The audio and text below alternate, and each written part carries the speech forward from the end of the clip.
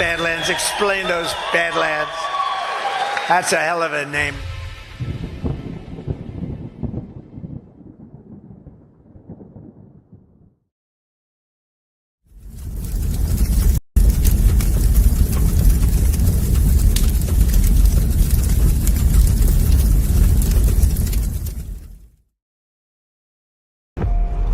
We were sleeping.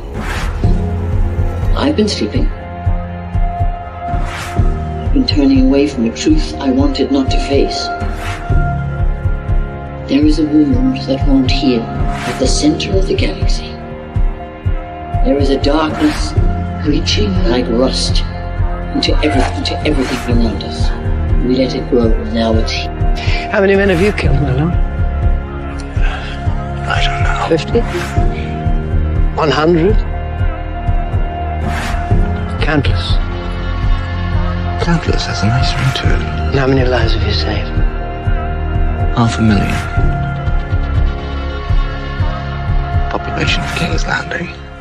Tell me if your precious Randy commanded you to kill your own father and stand by while thousands of men, women, children burned alive, would you have done it?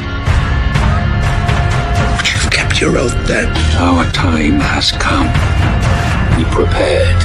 We grew stronger. While you rested in your cradle of power, you were trusted to lead the Republic. But you were deceived. You assumed no force could challenge you. And now, finally, we have returned. The visions are clear now. I see possible futures all at once. Our enemies are all around us. And in so many futures they prevail.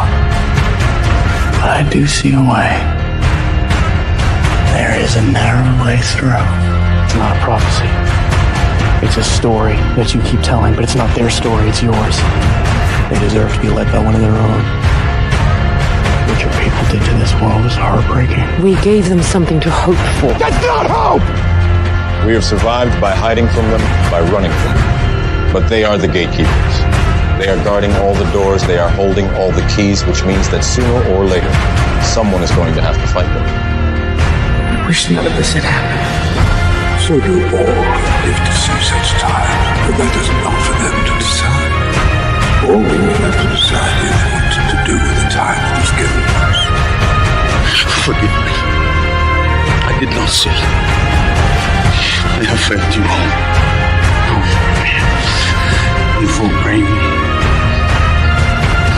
John, I do not know what strength is like that. I swear to you, I will not let the White City fall. Our people fail. Our people. Our people. I wish you good fortune in the wars to come.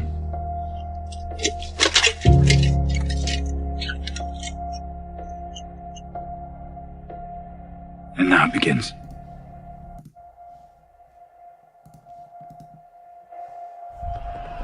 No. Now it ends.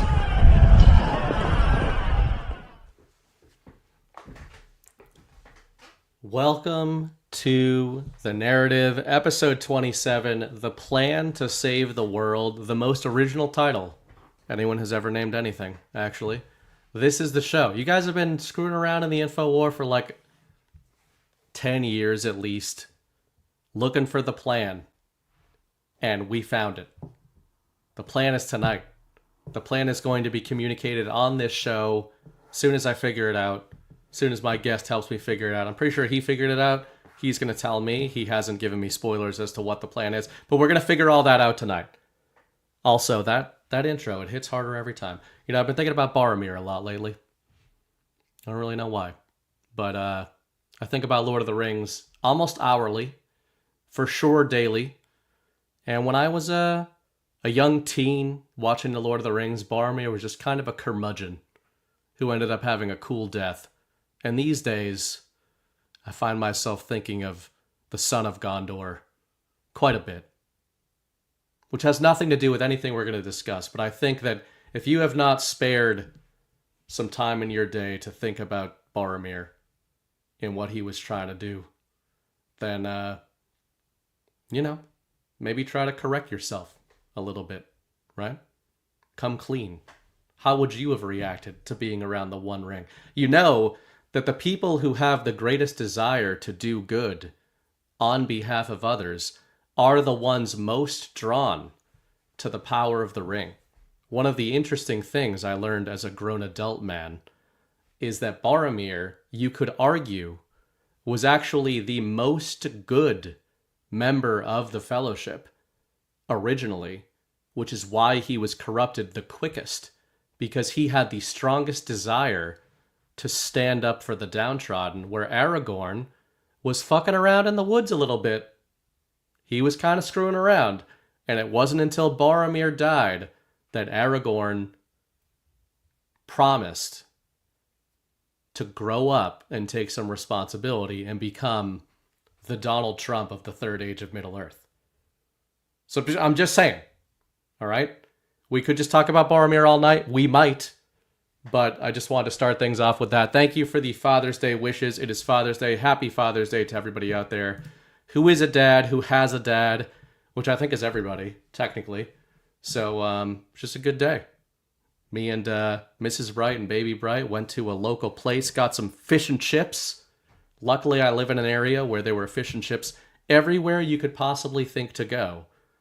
And so, it was easy to find a place to go. So we did that. And I was a little delayed coming into the show tonight because Mrs. Bright was trying to pretty much jump me in the kitchen. She can tell you that in the chat. She's all riled up tonight. I don't know what her problem is. See, she's saying, I see her in the chat saying, you gotta watch those redheads. They'll come for you. Sometimes in good ways, sometimes in bad ways. You take the good with the bad, if you know what I mean, because the good's pretty good. But anyway, that's neither here nor there. This is a typical Burning Bright intro. Before I bring my guest on, I want to introduce our first sponsor of the show, and that is ourselves at Badlands Media. We've been talking about this internally. We really do not push the fact that there's a lot of cool stuff at Badlands that's branded with Badlands stuff that we sell. That's cool stuff. For me, I have received a lot of this stuff because Snowcat Operator, who gifted some subscriptions to start the show, comes to every guard and basically gives me some of the merch that Badlands sells that I am not aware that we sell. So if you guys want to support us, if you want to pimp Badlands, if you want to wear this shit at Garts, it's awesome stuff. We got mugs, we got frisbees, we got t-shirts, hats, all that kind of stuff, right? We just pretty much never talk about it because we forget about it all the time. The team works hard on this stuff. Our marketing team works hard on this stuff. And again, it supports us. It tells people that you guys are Badlanders. Every Gart, people show up with Badlands stuff on, and the Badlands hosts are like, I didn't know we had that. That's super cool. How do I get one? And then the people who watch our shows inform us that you could get this stuff on our website. So I'm telling all of you that now. So you can go to our website, badlandsmedia.tv/merch. It supports us, it supports the team, and you just look awesome when you wear it. Our second sponsor of tonight's show is our friends at My Fireside. I'm going to wait until the stream populates. I'm going to hit them at halftime because that is the perfect Father's Day present for all of you stragglers who told your dad today, like, I'm going to get you something. I got you something on the way, Dad. And you fucked up huge, right? You screwed up. But it's never too late, right? Just like Boromir on his deathbed, it wasn't too late to make amends and to repent. It's not too late for you to get an awesome kick-ass fire pit from our friends at My Fireside, but I will talk about them a little bit later. My guest tonight, I will bring on, his second time on the show, I believe, is my good friend, Brad Getz. Consider him an OG Anon. And Brad, I have been told by myself that you have figured everything out, and we're doing that tonight. Yeah, we might as well just let everyone in on it. Just Exactly. end it tonight. Why not? Yeah, Chris has gone on so many rants about telling the truth and like information timelines. It's like Brad and I were feeling so guilty because we're like this guy, Chris. We could tell him, but we're not supposed to because it's not part of the plan yet. And it was weighing so heavy that Brad just said, "BB, why don't we just tell him what's going on?" And We just inbox each other, hold the line all day long. Yep. When these ne'er-do-wells, John and Chris and Zach and everybody at Bat, Ash, your CanCons of the world, they're like, "What's going on? Everything's fake. Everything's real." And me and Brad are like, "We know what's going on. We can't tell you yet, but we got the memo. We can tell you what's going on tonight."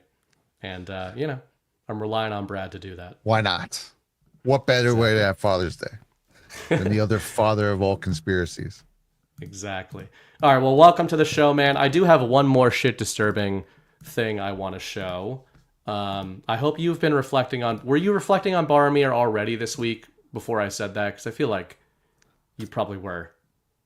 I mean, naturally, Lord of the Rings breakdowns kind of consume my life as I walk through it. So, of course. Well, that's how you maintain a high power level, as we know. All right, I'm just going to show one more thing. Speaking of CanCon, he texted me at about 1 a.m. for the second or third time in the last week, and he said, "Thank you." No context, just thank you. And as for what CanCon is thanking me for, it is that I, Burning Bright of Boston, gifted unto him, Brad Marchand, a little French Boston boy, a humble little rat, and he's been doing some tricky stuff on those Edmonton Oilers in the Stanley Cup playoffs. And through the legs of Pickard. Another face-off play. Goes to Renan with a beautiful redirect in a neutral zone. But how about the jump? The boys talked about it after. Brad, I want you to understand. Are you a hockey guy? It's my least favorite sport. I'm really sorry. Goodness. All right, well, you can pretend to appreciate this. This is the oldest man on the team. The Bruins gifted him to CanCon's Panthers at the trade deadline. And this was off of a face-off that he did this. And nice. He's done this. He did this twice in this game off of face-offs. And through the legs of Pickard. Another face-off play. Goes to Renan with a beautiful redirect in a neutral zone. I don't dislike hockey. But I just don't really watch it. I get it. I mean, all of us find God at different times in our lives, right? But anyway, you're welcome, CanCon. You're welcome, Florida. You're welcome, America, pretty much. Boston's doing its part to defeat the evil Canadians.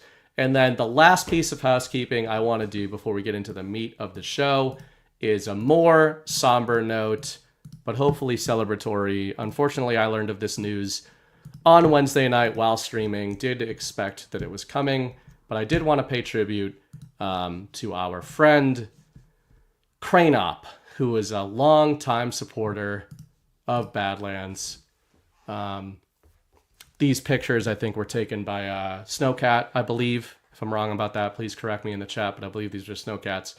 I think this was probably Cocoa Beach. Great guy. Was talking to him a couple months ago after Vegas, and he really thought that he was coming to Deadwood. I thought he was coming to Deadwood. I honestly didn't know. Well, I knew he was sick at the time, but certainly he seemed to think that he was on the mends. And, just one of those guys. Yeah, Cranop's great dude. He was there for me at different times, and he has had a good heart, and he had picked the crap out of cancer before. He was going down the same means and methods, although this time it's a little scarier with it being on the brain and whatnot. But, he's in a better place now. I actually did feel like he was going to pull through it this time. It just happened fast, and all of a sudden I stopped hearing from him. Him and I were actually communicating a lot during this. And then I think it was Zach had told us that someone in the chat had said that he was intubated, and then And then J-Treat told me the other night that he had passed. So the prayers up to Les Cranop. He's just a great dude. Yep. Yeah, he's I was gonna say a bunch of stuff, but I know, man. yeah. His last text to me about a couple weeks ago was about the Spark of Life.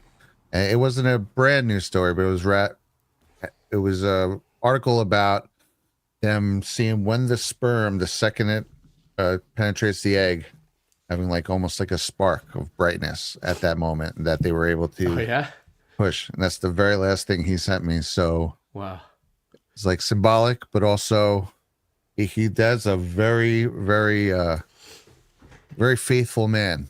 So one could suggest that he had his new life spark now in heaven. I really believe he did. And I know he believed that that's what was coming. And yeah, so awesome guy. And sorry guys.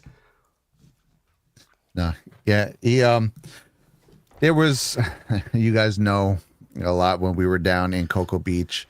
Abby got really sick, and Cranop, boy, he was there right with us. He had hydroxychloroquine, he had ivermectin. Even for me, at one point, my back had strained. He was like a walking apothecary, right? He had a whole back thing for us, and it was really after that. I'd known him before that, obviously, but it was really after that Cocoa Beach trip that we stayed more in touch and became like actual friends. And then we would talk outside of the events and different things about his journey. He's had quite the interesting life. Maybe I do intend to try and write down a lot of it too, because a lot of it was on the phone, and so to kind of write down as much as I can, and maybe to just get it out there, because the dude, he's been there for a lot of people. I remember one time he was breaking it down. Right. It's something like, man, I could be wrong with this. It was something like 20 or 30 close deaths over the last 10 years. It was like this long span where he was kind of there to try and to, be there for someone while it was happening. And he had said something like, maybe it was my time or something. Maybe it was my turn, or I'm finally done or something. And I thought that was interesting. But that was when this was all starting. And, I think he finally gets to rest. So, yeah, one of the things, I guess, on a positive is that, it's not like unique to Badlands, but just I think this whole movement, part of the theme of this show is, plans and all of that. And I think I would like to think that people like Crane, especially because he's obviously older than us, too young, of course, for this, but definitely older than us. But, I'd like to think that seeing the stuff that he saw over the last few years, he got a lot more hope, going out on a much more hopeful note, right? Like, than when you were sort of awakened and you're, 10 years ago, it's like, shit, that's not the time you want to go out, right? Where, so that's some of the stuff I remember. Of course, you wish, you never know when this kind of stuff is going to happen, but you wish you could have hung out a bit more. But I remember Cocoa Beach, Crane was in the infamous lobby night. I think that might have been where I met Ghost. I'm pretty sure I met Ghost at Cocoa Beach, and we met Whiskey together, all of us. We were reacquainted with Whiskey, and we were hanging out in the lobby, and Crane was there, and Crane was sneaky because he never caused any trouble. Like, he was always just there and having conversations with people, like even keeled. And yet somehow the rambling Irishman would be like about to go to bed, and I would look down, and as an apparition in my hand, Whiskey would appear. And, I've done a lot of soul searching on this, Brad, and it wasn't me. It was not me that would make the whiskey appear in my hand. And I have figured it out. It was Cranop that would make the whiskey appear in my hand. And he would keep me in the lobby until 4 a.m. So, we'll see if it happens at future Garts. We'll have to do a toast for sure at Deadwood to celebrate him. He still owes me a bottle of Japanese whiskey. He gave it to my former co-host Kyle, which, he was a fan of what Kyle did. And I remember he gave him a bottle of Japanese whiskey when we first met him. And I never let him not feel guilty about it because he did not give one to me. But, on the other side, he owes me a bottle of Japanese whiskey. So I will hold you to that, Cranop. Anyway, not to start somber, but we love that guy. We appreciate the support. And, wanted to say that. So, anyway. Yeah, I appreciate that. Go ahead. I'd say this is a rough one. It's rough. Yeah. I shouldn't say it was surprising that I kind of got hit by it, but of course I loved Cranop. But you never know how stuff's going to hit you, right? Some stuff doesn't hit me at all, and then some stuff hits you harder than you think. But tonight, as we do on the narrative, we're going to do the story right now, and then we're going to do a theme and thesis. The theme and thesis is basically the title of the episode. It's kind of what I've been trying to guide this show toward. The plan to save the world. Q drops are absolutely hitting lately. What I'm really interested in talking about in the second half of this show is what does that mean? Because I think when I say that term, Q drops are hitting, people in this audience kind of all know what I mean. And yet, I definitely think that people have certainly different interpretations, not just of the drops, but of what does that even mean for drops to be hitting. And Brad was one of my first follows in the InfoWar a long, long time ago as a Q guy. I kind of want to talk about in the second half of the show why that was for me personally, why I gravitated toward Brad and a few others. But I think I want to talk about some of how that stuff is hitting. We'll probably also talk about that in the first half because it's going to come up in our topics. But second half of the show, plan to save the world, essentially kind of an update, software update. How did we get into the Q stuff? How did Brad get into the Q stuff? Where do we think we're at in what that was laying out? What do we think the plan is? Where do we think we're at? I know we talk about this in various ways, but we're going to dig into that a bit more in the second half. And but before we get to that, the first half of the show, the story right now, I named this section Coordinated Chaos. And two kind of macros that I feel are going on right now. And one of them is domestic and one of them is international. We're going to start with the domestic. The international is going to be Israel, Iran, etc. We're going to get to that. But let's start with the domestic. We've got California riots. We've got the No Kings kind of movement going on.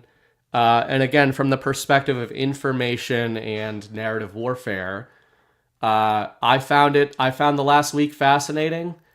Contrasting the No Kings crap with the military parade and the 250th sort of anniversary celebration, etc., that Trump was kicking off. I thought it was an interesting juxtaposition in the last week and change. I wonder what you think of California, of the No King stuff.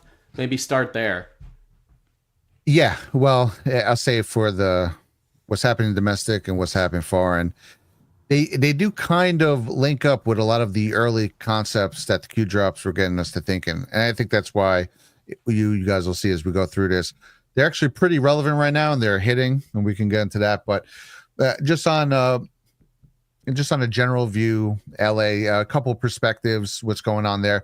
Obviously the juxtapose of it just being an optics gift for us, for anyone on the right now. Your right-wing conservative, for whatever like a reason, right, MAGA, is celebrating America, celebrating the birthday, the 250th birthday of the Army, and just in general, just being American, right? It's basically a faux 4th of July over the weekend. While people on your liberal, progressive left are just in the streets screaming and protesting like they've been doing. It's so lame at this point, and they're waving national flags of other countries. They're spitting and burning American flags. If you're just a regular person who leans left and thinks you align with the progressive left, because you've just kind of been corralled that way over the years. There's a lot of them who, again, just another instance where people like that are watching that and going, you know what? I don't know if I'm conservative, but I ain't that. And I'm just going to start distancing from that. So at very least, it's something that works totally towards the psyche of destroying the mainstream media's fog over people. Yeah, I think that's and it's funny because again, I'm most focused on the narrative, and the reason for that is what you touch on there, which is the effect it's having on the people, right? We talk about the info war, and in this kind of community, we certainly get really deep in the weeds of analyzing the media and storylines, etc., to the point where normies think we're insane. But I think you're right that this is one of those deployments over the last week and change that, to me, it demonstrates how the battle space we're in has shifted in our favor to such a degree. And I don't really mean in this context, mapping began long ago and we've got the worst of the offenders arrested and all that. I'm certainly sympathetic to that argument. I think it's entirely, I was talking to John on Wednesday night and saying, I do think sometimes it feels like these kinetic events, assuming any of it's real, or as bad as they say it is, it always surprises me that there's not more damage. And then when that surprises me, damage or death, and when that surprises me, I start to think, well, maybe that means a lot of the worst offenders have been kind of rolled up in these kind of in these groups.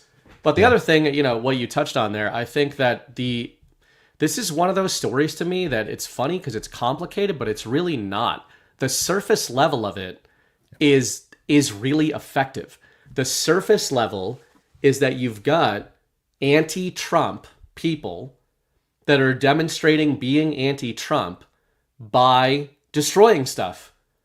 And that's a really simple way to put it, but coming on the heels of the fact that they did that in 2020 and beyond, I feel like even the quote unquote normie layers of the collective mind, the sort of normies that you referenced there, they're done with that, whether they are going to put a MAGA hat on and, join our side completely or not, I think is beside the point.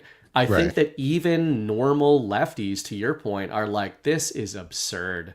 Like, what are we doing at this point? You're waving a Mexican flag. I mean, the image of the story is the guy on the Waymo with a Mexican flag, right? Right. So that image, if that's the image of your story, imagine trying to pass that image off as an argument against the central tenets of what Trump has said, which is that we have too many people who do not identify themselves as Americans and we have weak borders.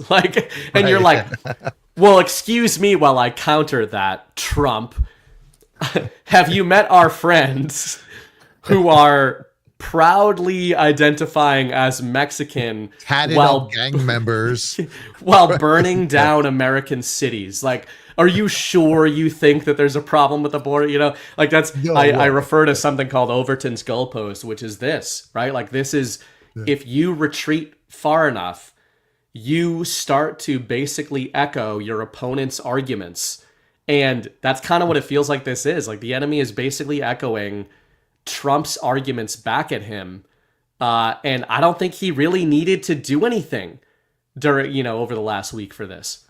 Dude, for sure. I mean, at very least, he got to have a great, I thought it was great that he finally sent in the National Guard and stuff like that. Some people were like, that's absurd. But this is what we wanted in 2020. And it's a show of force. It's a show that also, this isn't a protest. This isn't people just marching and screaming like, hey man, we don't like what you're doing.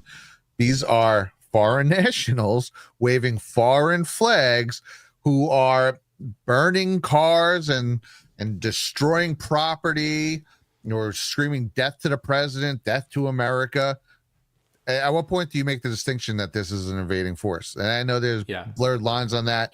We talk a lot about 5th gen warfare, but there's also 4th gen warfare, which is kind of riots and using civil bad actors to do in real life events. That's pretty much what I think a lot of these things are. And I think it's been going on for a long time. So it's been an optics, I think, home run across the board for us. But also, too, it's an optics nightmare for them because it's so tired and old. I'm going to read something. I was pinging Grok. I had done this a while back, so I just kind of redid it to get it again. How many protests, roughly, have there been against Trump since he announced he was going to go? And this is, again, it's suggesting that obviously you can't pinpoint a number, but tens of thousands of protests from 2015 to June 2025. Tens of thousands after a while, dude. This is just a show. And there is a perspective I want to give out too, which responded to me from Bay Theater Dave last week. And by the way, it was really nice the last 2 weeks. I was at my brother's house. I wasn't really hooked up to stream or nothing. I just got to lay in bed and watch some streams. It was really nice. And one comment he had made somewhere was that, this is just a small portion of LA. And it is true. I looked up a map of where they are. It's about maybe 5-6 square blocks, probably a little bigger now. It's an older map. But also, I fly to LAX from Newark first on my way home. And, just flying over Los Angeles, you're just watching these grids of, pretty decently big space city. I was just trying to picture, what's a few square blocks of this look like as I'm pushing? It's really not a huge thing. Now, obviously, when it's going, you're in the middle of it. You're surrounded by blocks of belligerent people doing belligerent things. Boy, it sure makes for a good narrative and for good TV. But it's not like the whole city was under siege by the Russians or something. It wasn't Red Dawn. Right. So at very least, I think a lot of it is just to do that for psychological reasons, to try and keep on their fringe radicals, because it's kind of all the progressive left is holding onto at this point. Totally. And, that reminds me, I think John had brought this article up. I don't remember if, who had sent it to him or whatever. But we brought this up on Wednesday. But to your point, I loved this. Speaking of Overton's goalpost, this was from CNN. So this was 4 days ago. Trump is hyping a case to use American troops on domestic soil. Here's what I loved here. In an emerging campaign with stark constitutional implications, Trump is conjuring a narrative of invasion and insurrection. He's exaggerating disorder in the relatively contained unrest, looting, and protests in LA. So what I love about that is that the end stage of Overton's goalpost, as I posited a few years ago, is that you will know you are winning an information war when the enemy narrative becomes difficult to distinguish from your own. And sometimes that is sneaky difficult to see, right? CNN is not going to write headlines going, Donald Trump is keeping his promises to the American people, right? They're not going to write that headline. Yeah, you're muted, by the way. What I love, if you're waiting for that headline, just give up. It's never coming. Exactly. Okay. So I think this is a good example, though, of if you took that one little section to 1 or 2 lines and you saw it on my feed with no context, would you think anything of it? If you saw me tweet out, Donald Trump is conjuring a narrative of unrest in order to justify strong borders and his campaign promises, and amplifying what is actually quite a contained situation, that is something that I would not only tweet, but wholeheartedly agree with. And one of the funny things is, the way CNN is saying it, they're like, we got him. He's amplifying these small riots and implying that there's this nationwide issue that he needs to deal with. And to that, I would say, I agree with them, and welcome to 5th gen warfare, bitches, which you mentioned, right? Right. When you're talking about flying over LA and like this actually isn't that big of a deal, I think sometimes, Chris is probably most notorious at Badlands for framing things this way, but I genuinely think sometimes people misinterpret why people like Chris or myself or John often are saying like something is fake again, or questioning what is going on, right? When you see the Waymo on fire and the guy with the Mexican flag, when we're saying this might not be what it looks like, we're not trying to cast doubt on the narrative that Donald Trump is selling. We're trying to tell you, like, listen, the narrative is important that Trump gets this argument across, and something is happening, right? Like, there's some damage being done, but that the actuals are way less chaotic than you are being told they are.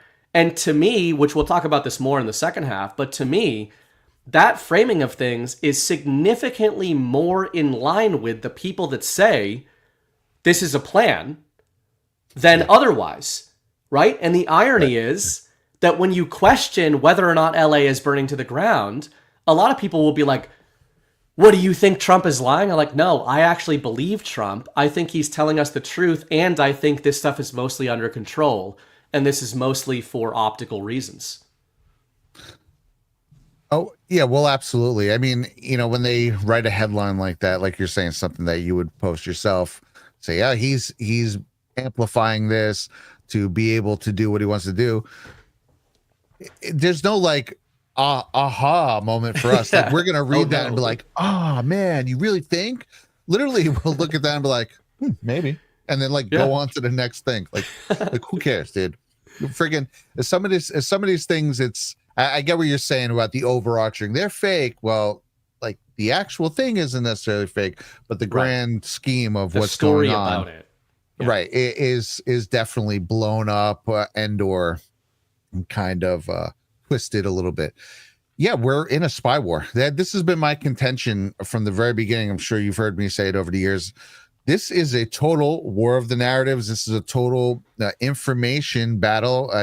Whatever you think of Alex Jones, that dude nailed it by naming his program InfoWars. That's exactly what all this is. It's a spy war. There's going to be things that are presented exactly as is that actually are as is. There's going to be things that are presented as is to maybe amplify a narrative. We can get into this a touch where I think what we're going to talk about Israel, Iran after this is I sometimes have a lot of theories on what could be happening, and some of them are kind of flipped on what is being presented to the public, of course, because in war things are always kind of twisted. But what if some of these riots were a way to have pressure on us while they were going to do that, but something that maybe the white hats flipped on them and said, oh yeah, well, I don't know what you're thinking to do to us, but I'm going to use this as an excuse to get the military in all our biggest cities right now to protect them, maybe thinking something might be coming down the pike, because America is the target right now. Right now, there is being formulated. Right now, there is a total, hey, man, we do not want this war to happen sentiment across the United States on both left and right, everywhere. Everyone's like, whoa, why did you do that? So what are they going to do? What do they always famously do? This is for every war that's been foreign that the general public wasn't down with. They either put together some sort of propaganda council like they did in World War I to get you to do it, or someone bombs us in the Gulf of Tonkin and then you find out that it was really just radar picking up freaking waves, or the incubator babies get thrown on the floor until they really weren't and you find out that was made up, or someone slams drone planes into two buildings in your backyard and then blames the Middle East. So, which you know a little bit about what's going on there. Oh, it's coming. Don't you worry. Oh, I'm looking forward to that. Yeah, I totally agree, and we'll get to that in a few minutes. The last thing on the California chaos and the U.S. chaos. Oh yeah, well let me just say one thing. I forgot the whole wrap up of that. The whole thing is, if you thought something like that might be coming, you might want to spread your military out across the nation. Right. Maybe for whatever reason, who knows? Maybe that's the reason of the no kings in the first place. Mm-hmm. Yeah, I think that's a good. I mean, again, it's good to map all of these things. That's entirely possible. Like putting assets in place, which has certainly been one of the long-running kind of theories of when we might see that. And I think it contrasts, actually, in a kind of a good way, a lot of people, whether they followed the Q drops or just, this info war in general, when you see, every time I feel like you see National Guard headlines or Trump moving military assets, even going back to his first term, certainly in the Biden administration, and now maybe especially in the second term, people understandably are like, it's happening, right? You see the it's happening memes. Now, the funny thing is, I think that to your framing, that can be true. But when has it's happening ever happened in the way that we thought it was going to happen? So I think your framing is an interesting way to put it, because, like, there was a lot of people that kind of went all out on this weekend. Like, this is a giant thing that's going to happen, whether it's mass arrests or whatever. A lot of us have learned to kind of stop doing that.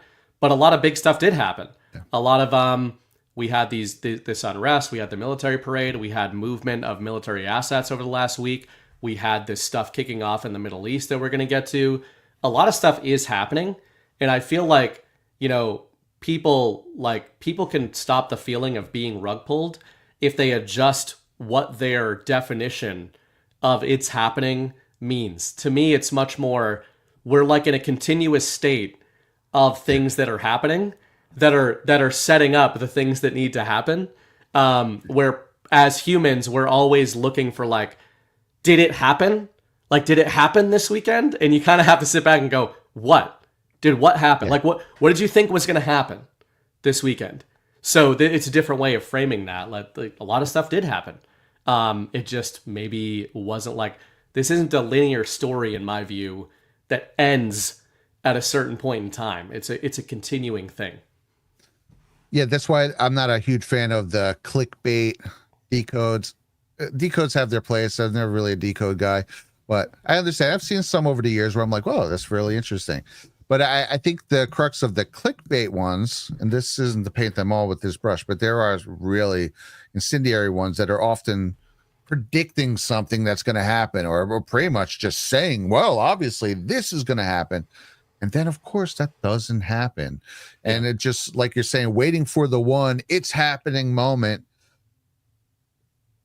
I don't know. Maybe there's a couple things, right? Like if Trump tweets, "My fellow American storm is upon us," the whole world's going to explode. There's a couple things. But other than that, like some people just reading the tea leaves on posts from 7 years ago and trying to say, this means that this is probably going to happen, or this means this, or this is this context. I don't know. I just try to personally stay away from them, because nothing's ever going to happen the way you want. You're never going to get the CNN headline. It was like, we were wrong. Donald Trump has been cool the whole time, and they are taking it down. We're free, guys. Like, that's never going to happen. They will burn CNN to the ground, the people who use it, like a puppet to your show, before they ever let it be used to relay the message that they have lost. So none of that's going to happen. There's probably not going to be like an end of Godfather 1 arrest roundup on TV, right? That's probably not going to happen, but they're slowly picking away.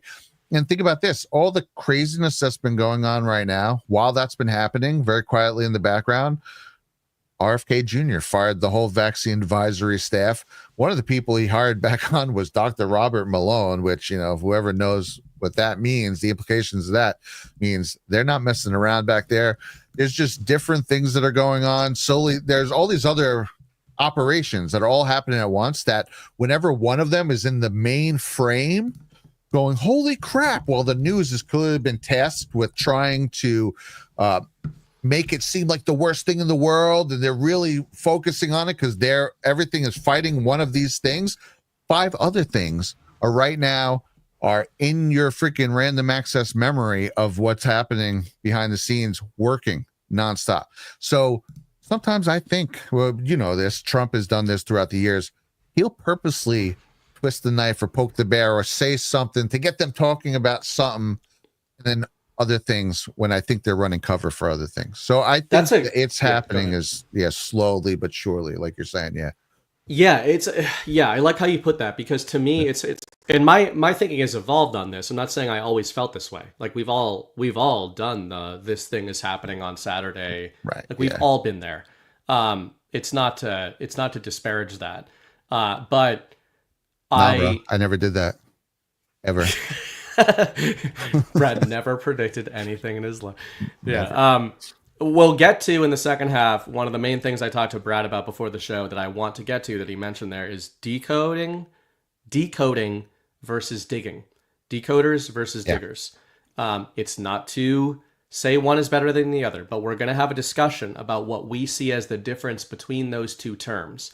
Because I personally think we have different ways of coming at this topic that I think might be interesting for people, because I consider Brad one of these, and I have an interesting perspective as somebody who found Brad through this. So we're going to get to that in the second half with the Q jobs, because I think there's a big difference between decoding and digging. And we're going to, that we think maybe people would get something out of. But to your point about things happening in perpetuity, I think there's another term that I wrote a few years ago. I called it the process paradigm. Very cliche, like the journey is greater than the destination, right? We've all heard those kinds of cliches, themes in storytelling. But even when you're looking at it from a military perspective, and this is one of the things, and I know Chris talks about things in this framing, John talks about things in this framing, where that people can think we're being doomers and everything like that. And I get it. Like, there are times when it's like, come on, guys, why aren't you taking the win? Well, first of all, I think a lot of us are calibrated as InfoWar people to seek out the threat, right? Like, if you send an F-16 up or an F-22 up from the aircraft carrier and you radio into the F-22, is he going to tell you it's a nice day?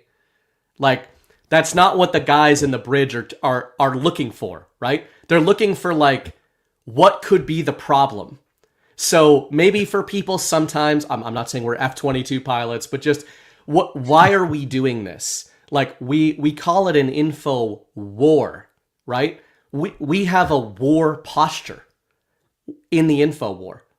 And sometimes I think that does slip into some negativity. Sometimes I think it gets confused for negativity, because we're saying, okay, guys, it's good to trust a plan. It's good to look for markers that there is a plan going on.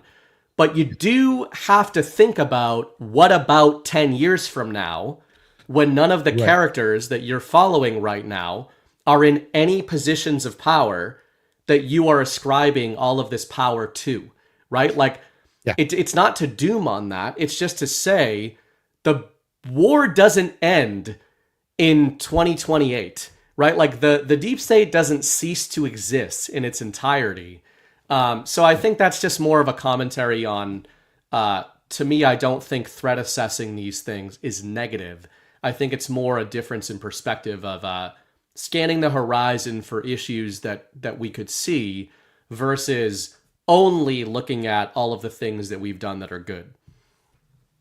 Yeah, I think that's the part of the plan that is often overlooked, or at least my understanding of the plan is, I think people get so caught up in identifying that there is a plan, they actually talk about what it is. And what it is getting in the game, being in the F-22, not being like, it's so beautiful, which it is. I mean, that's cool to take that in. I'm not saying don't take that in while you're flying through the air at supersonic speeds. Awesome. But if control is talking to you, or if you're wargaming with your friends, you're giving them data points. You're just trying to stay on point and win, essentially. And I think the part of the plan is, the most important part of the plan is digging on these people, exposing these people. How can we help what we perceive to be the current operation that seems to be going down? Try to make sense of it to everyone, because there's a lot of people who are leading our what we would call a movement, who are in front of the cameras right now, who aren't always going to be able to say exactly what's going on. And that can be sometimes a detriment to some of the regular public. So that's where I think they're leaning on us. I think a big part of the plan was to get us so read up on what's going on and how to kind of read the tea leaves of what's going on just in real time, to make actual assessments, to be the calm throughout the storm. There's a post that talks about that. Yeah. A part of us is to be the calm for our friends, to help explain to them, well, Ukraine, Russia might actually be what you think it is, to be that guy. And that's what I find to be the most important. And I guess that can be clarified to some as being a doomer almost just by omission more so than dooming. It's not necessarily dooming, but the omission of just taking the time to celebrate the wins, which I actually do like doing. Yeah, but I understand that that's not always tactically sound in the middle of a war, right? So just doomer by omission, people are gonna have reactions, but I don't look at it that way personally for those reasons.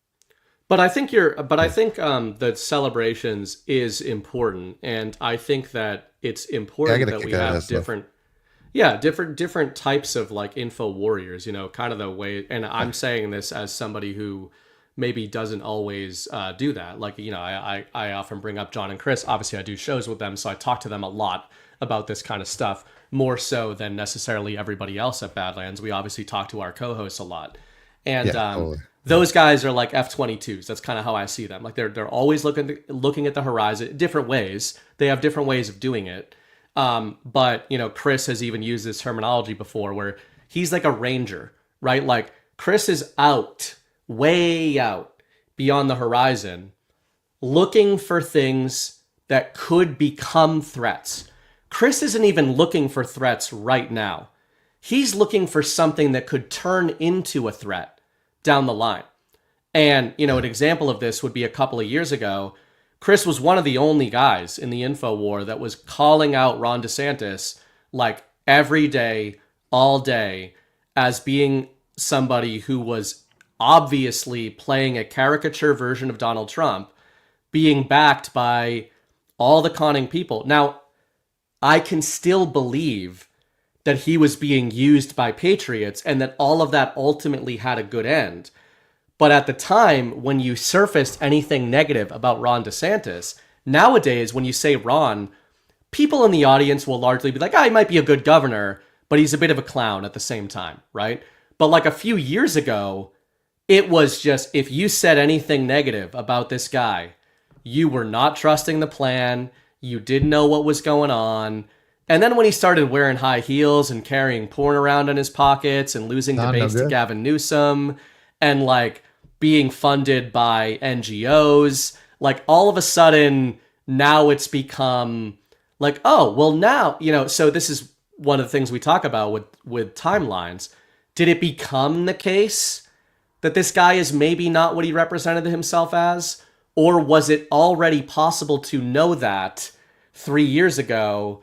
And that's why I think it's important to have that push and pull between, we can celebrate the things that Ron DeSantis, as an example, was doing that were good, while also saying, he's also running against Donald Trump in a presidential election. Yeah. He's not supporting him, and all of the worst people in the world seem to want him to be president. So like both of those things can be true at the same time, right? Signal. Yeah, no, 100%. Yeah, I think there is definitely, obviously, a good use for that sort of thinking. I would say though that could go awry sometimes, because say you think someone is going to be right. What if Ron DeSantis turned out not to be bad? He was right with Ron DeSantis, but what if he's not? And then you absolutely destroy this guy. We're very powerful at what we do. So that's sometimes where I toe the line a little bit with too much of the, I think this guy could be bad, or what's going on. Look at Israel right now. Right now, Israel is bombing Iran because they think they're going to be a nuclear threat to the world.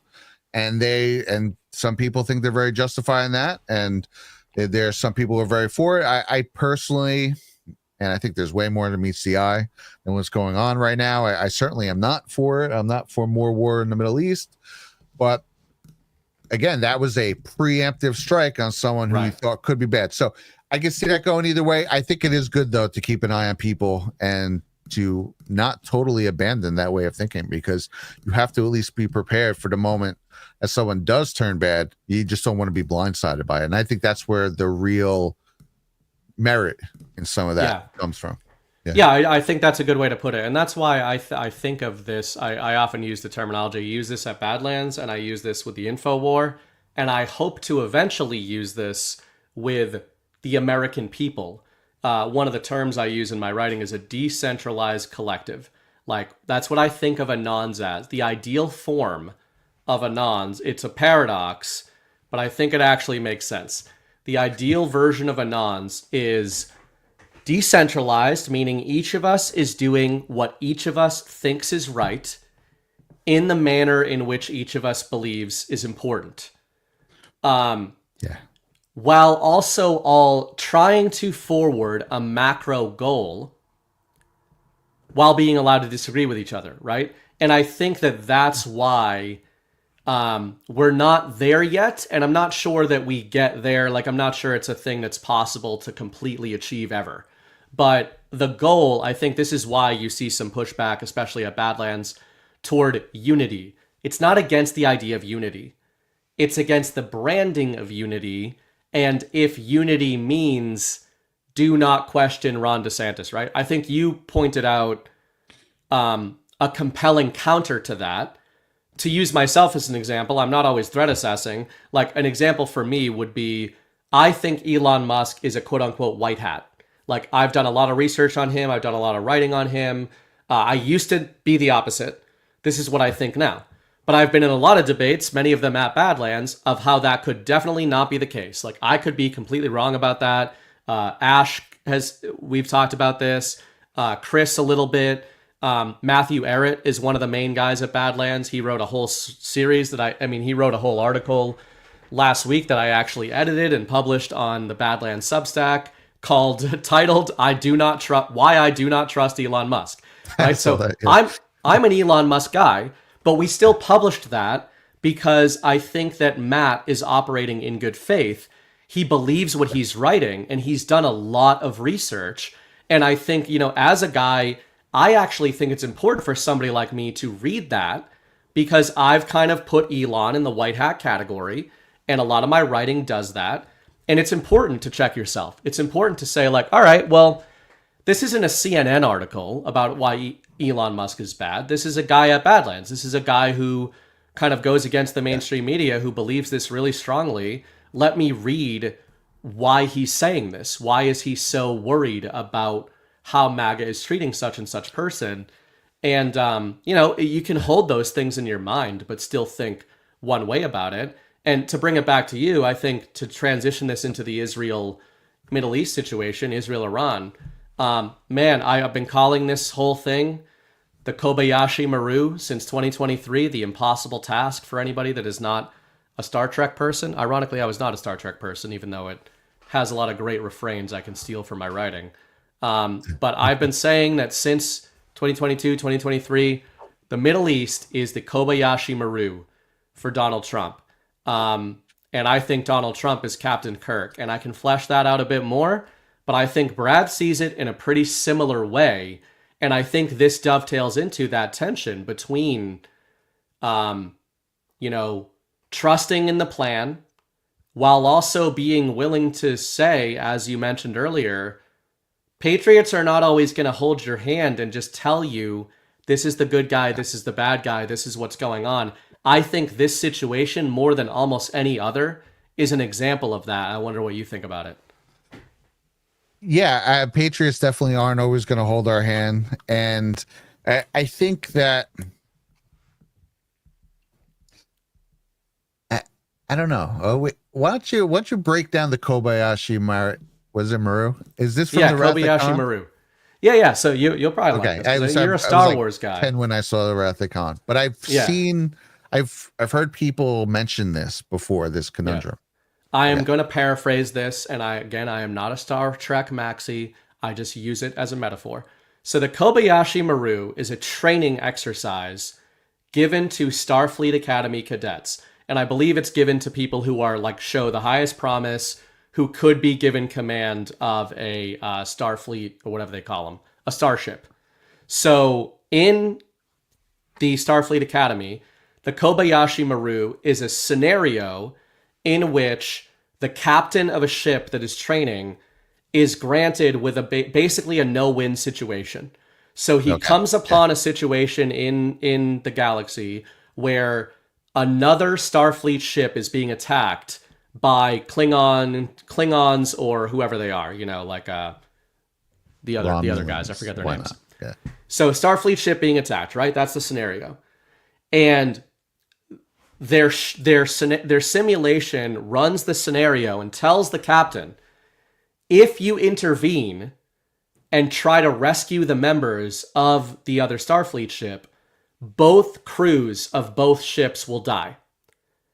Okay. If you attack the enemy ship, you will kill the enemy, your ship will survive, but the crew you were trying to save will die. So it's kind of a no-win scenario.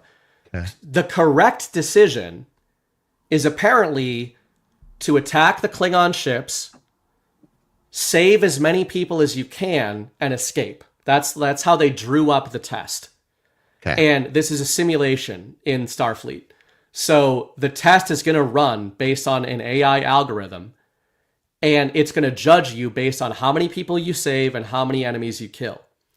So Captain Kirk famously does not believe in no-win scenarios. So what he does is he knows how the Kobayashi Maru works. And he goes into the archives and he reprograms the victory conditions of the test before he takes it. Okay. So when he takes the test, he saves the other starship and kills the enemy. And so it's the most amazing thing ever, right? He fails because Starfleet Academy says, you cheated, you changed the victory conditions of the test. And Kirk responds, I don't believe in no-win scenarios.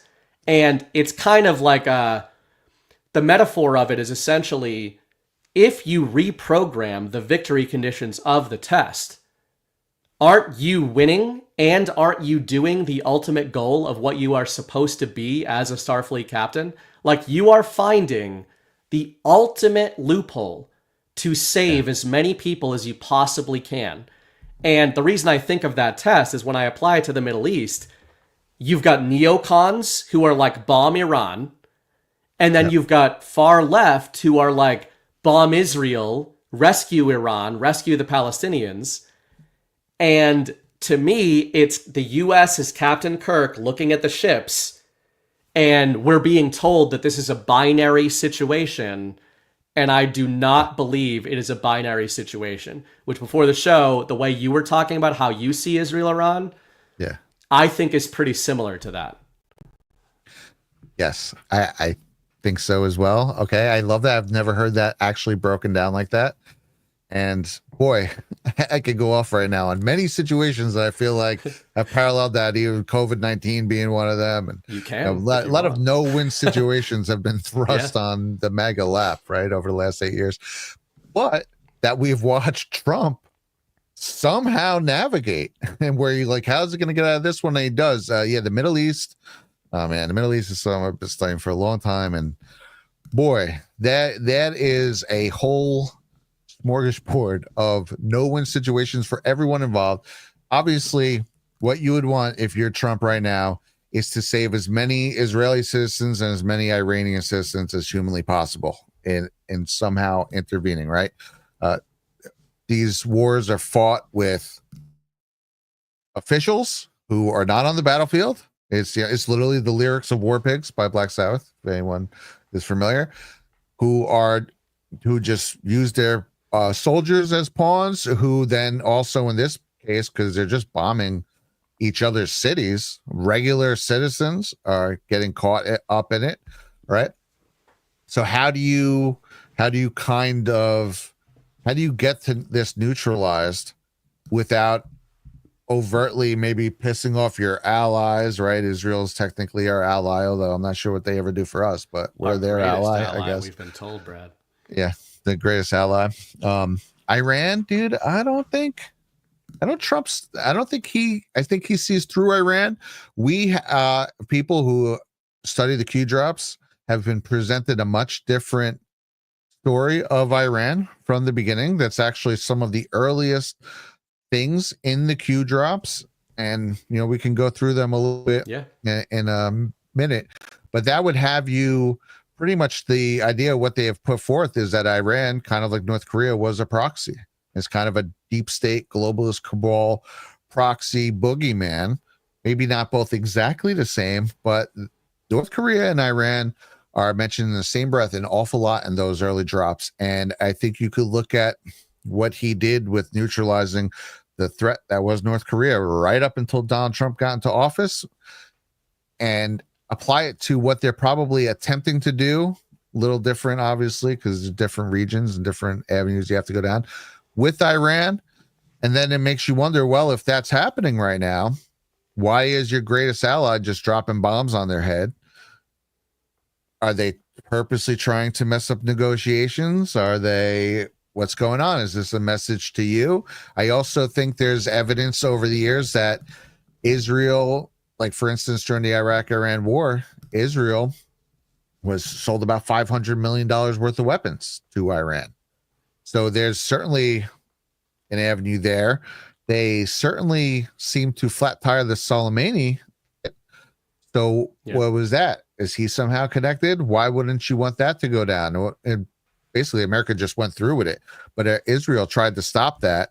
And I think in thoughts that we would just stop altogether. But Trump went through it with also anyway. Trump also revealed a year or two ago when asked that he was talking to Iranian officials who told him, well, listen, we have to retaliate. We can't just let this go, right? And then that they basically were like, wink, wink, and then shot a bunch of rockets at a base in Iraq that all missed as a show of retaliation.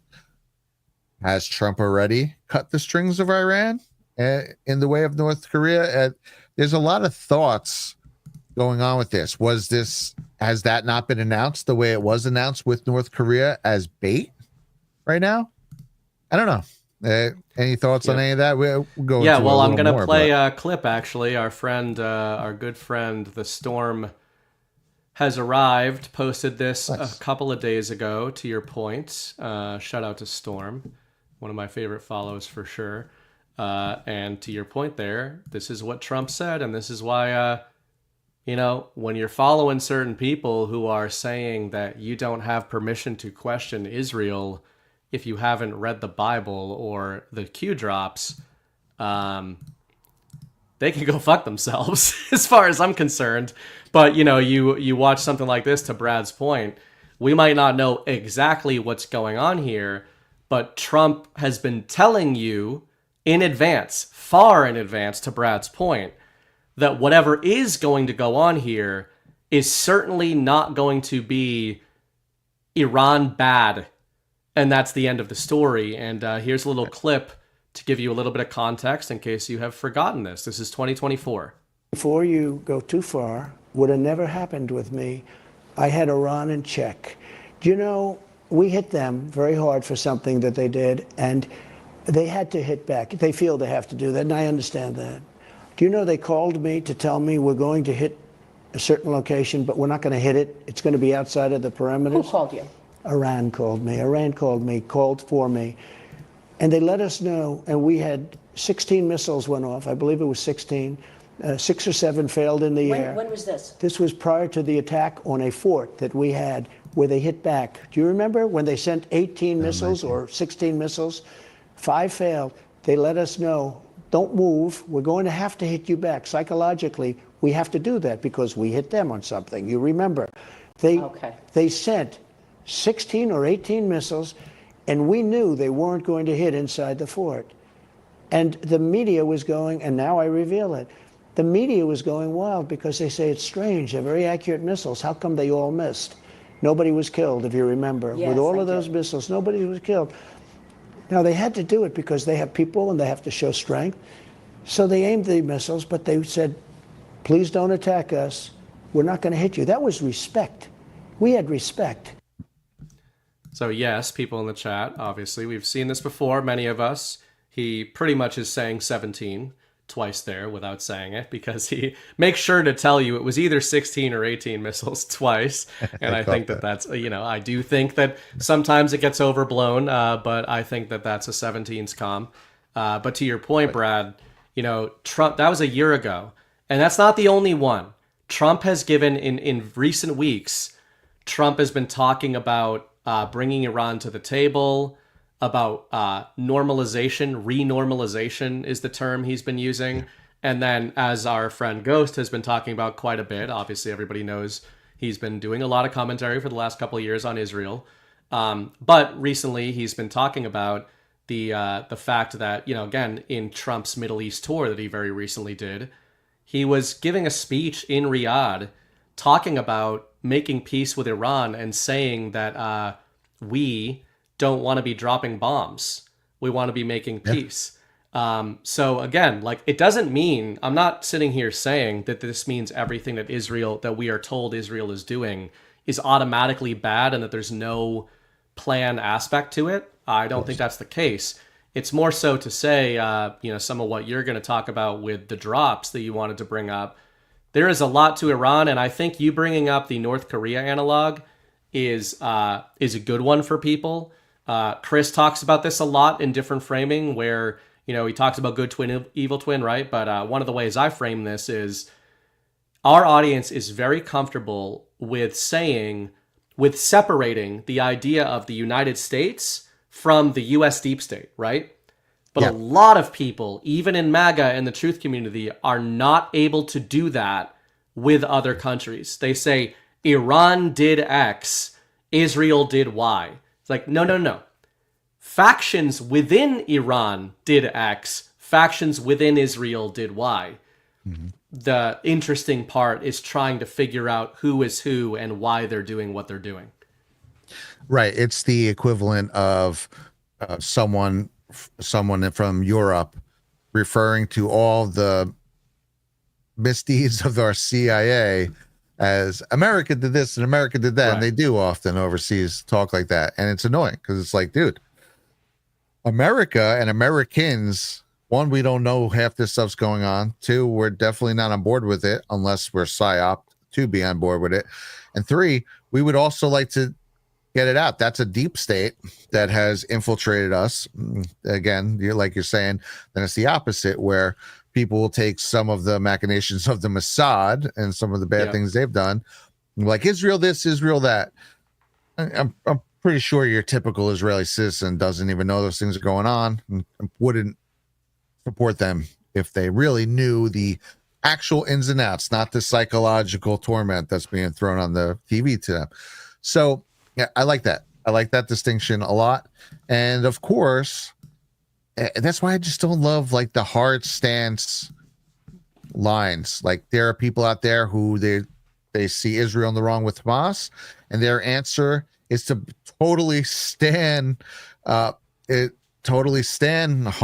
and be like, we should bomb Israel into the Stone Age. Well, I mean, personally, I don't like the way Palestine's being bombed in the Stone Age, but I also it would be nice if the Holy Land wasn't new. That's, as a Christian, I think that's bad. I think that's something that tentatively holds a lot of Christians back too from wanting to admit maybe they don't like the way Israel went about something here or there. But in this case right now, I see all this signal online is I stand for Israel. We got to protect Israel. Poor Israel. Israel bombed them. Did I miss the part where Israel just up and dropped bombs on Tehran? So, and again, they're saying, well, they're not listening. They're not making a deal. We don't want them to have nukes. Listen, I don't want Iran to have nukes either. But there's a lot of countries that just going to stop dropping bombs on their heads and then be like, well, I can't believe they're bombing our cities. It's weird. I don't know what the answer is. There are people who obviously they know a lot more than me in these different intelligence communities. But for me, I don't know. I think it's attack means a lot more things. Part of me thinks it could be signal to Trump because, again, we were told, and if you don't mind, I'll go through these in a minute. Yeah. Some of these, but it was pretty much told without explicitly saying it. It was implied that North Korea and Iran were proxies. Okay. I think maybe a deal might have been already made somewhat with Iran. And when you look at two of the dates that really get me is when Trump met with Kim Jong-un was June 12th of 2018. The day they bombed, at least here in America, I think it technically might have been into the 13th over there, but the day they bombed Iran was June 12th. So that could have been like, hey, you're not getting the second one type deal. Maybe. Again, we're just spitballing here. But I'm going to go through this. Let me see if I can present. Oh my gosh. Let me before you go into that, because I want to spend some I'll get time it on ready. this. Let me just grab our second sponsor here, and Perfect. then we'll get into the dig, not the decode, or maybe it's a digging decode or a decoding We'll figure it out. It's kind of just a theory. Yeah. All right, our main sponsor tonight is our friends at My Fireside. Welcome to My Fireside, proudly American-made fire pits crafted from 100% heavy-gauge stainless steel for unmatched durability. Fully customizable with interchangeable plates, they're built to last. Unlike competitors' closed box designs, this pit delivers 360 degrees of radiant heat for everyone to enjoy. It's a veteran-owned and operated company. They even include a free pocket Declaration of Independence and Constitution with every order, and a portion of each purchase supports the Semper Fi and America's Fund. Get yours today. Experience the warmth of freedom. Badlandsmedia.tv/fire. Badlandsmedia.tv/fire. I shared some pictures a couple of weeks ago. John shared his, I think, a few nights ago, or maybe last night. I have one of these. I bought one of these before these guys were a sponsor. I did not get this as a sponsorship. I was talking to the owner of this company back in 2022, I think, just because he's an America First patriot, supporting Trump. He was supporting Kash Patel a lot at the time.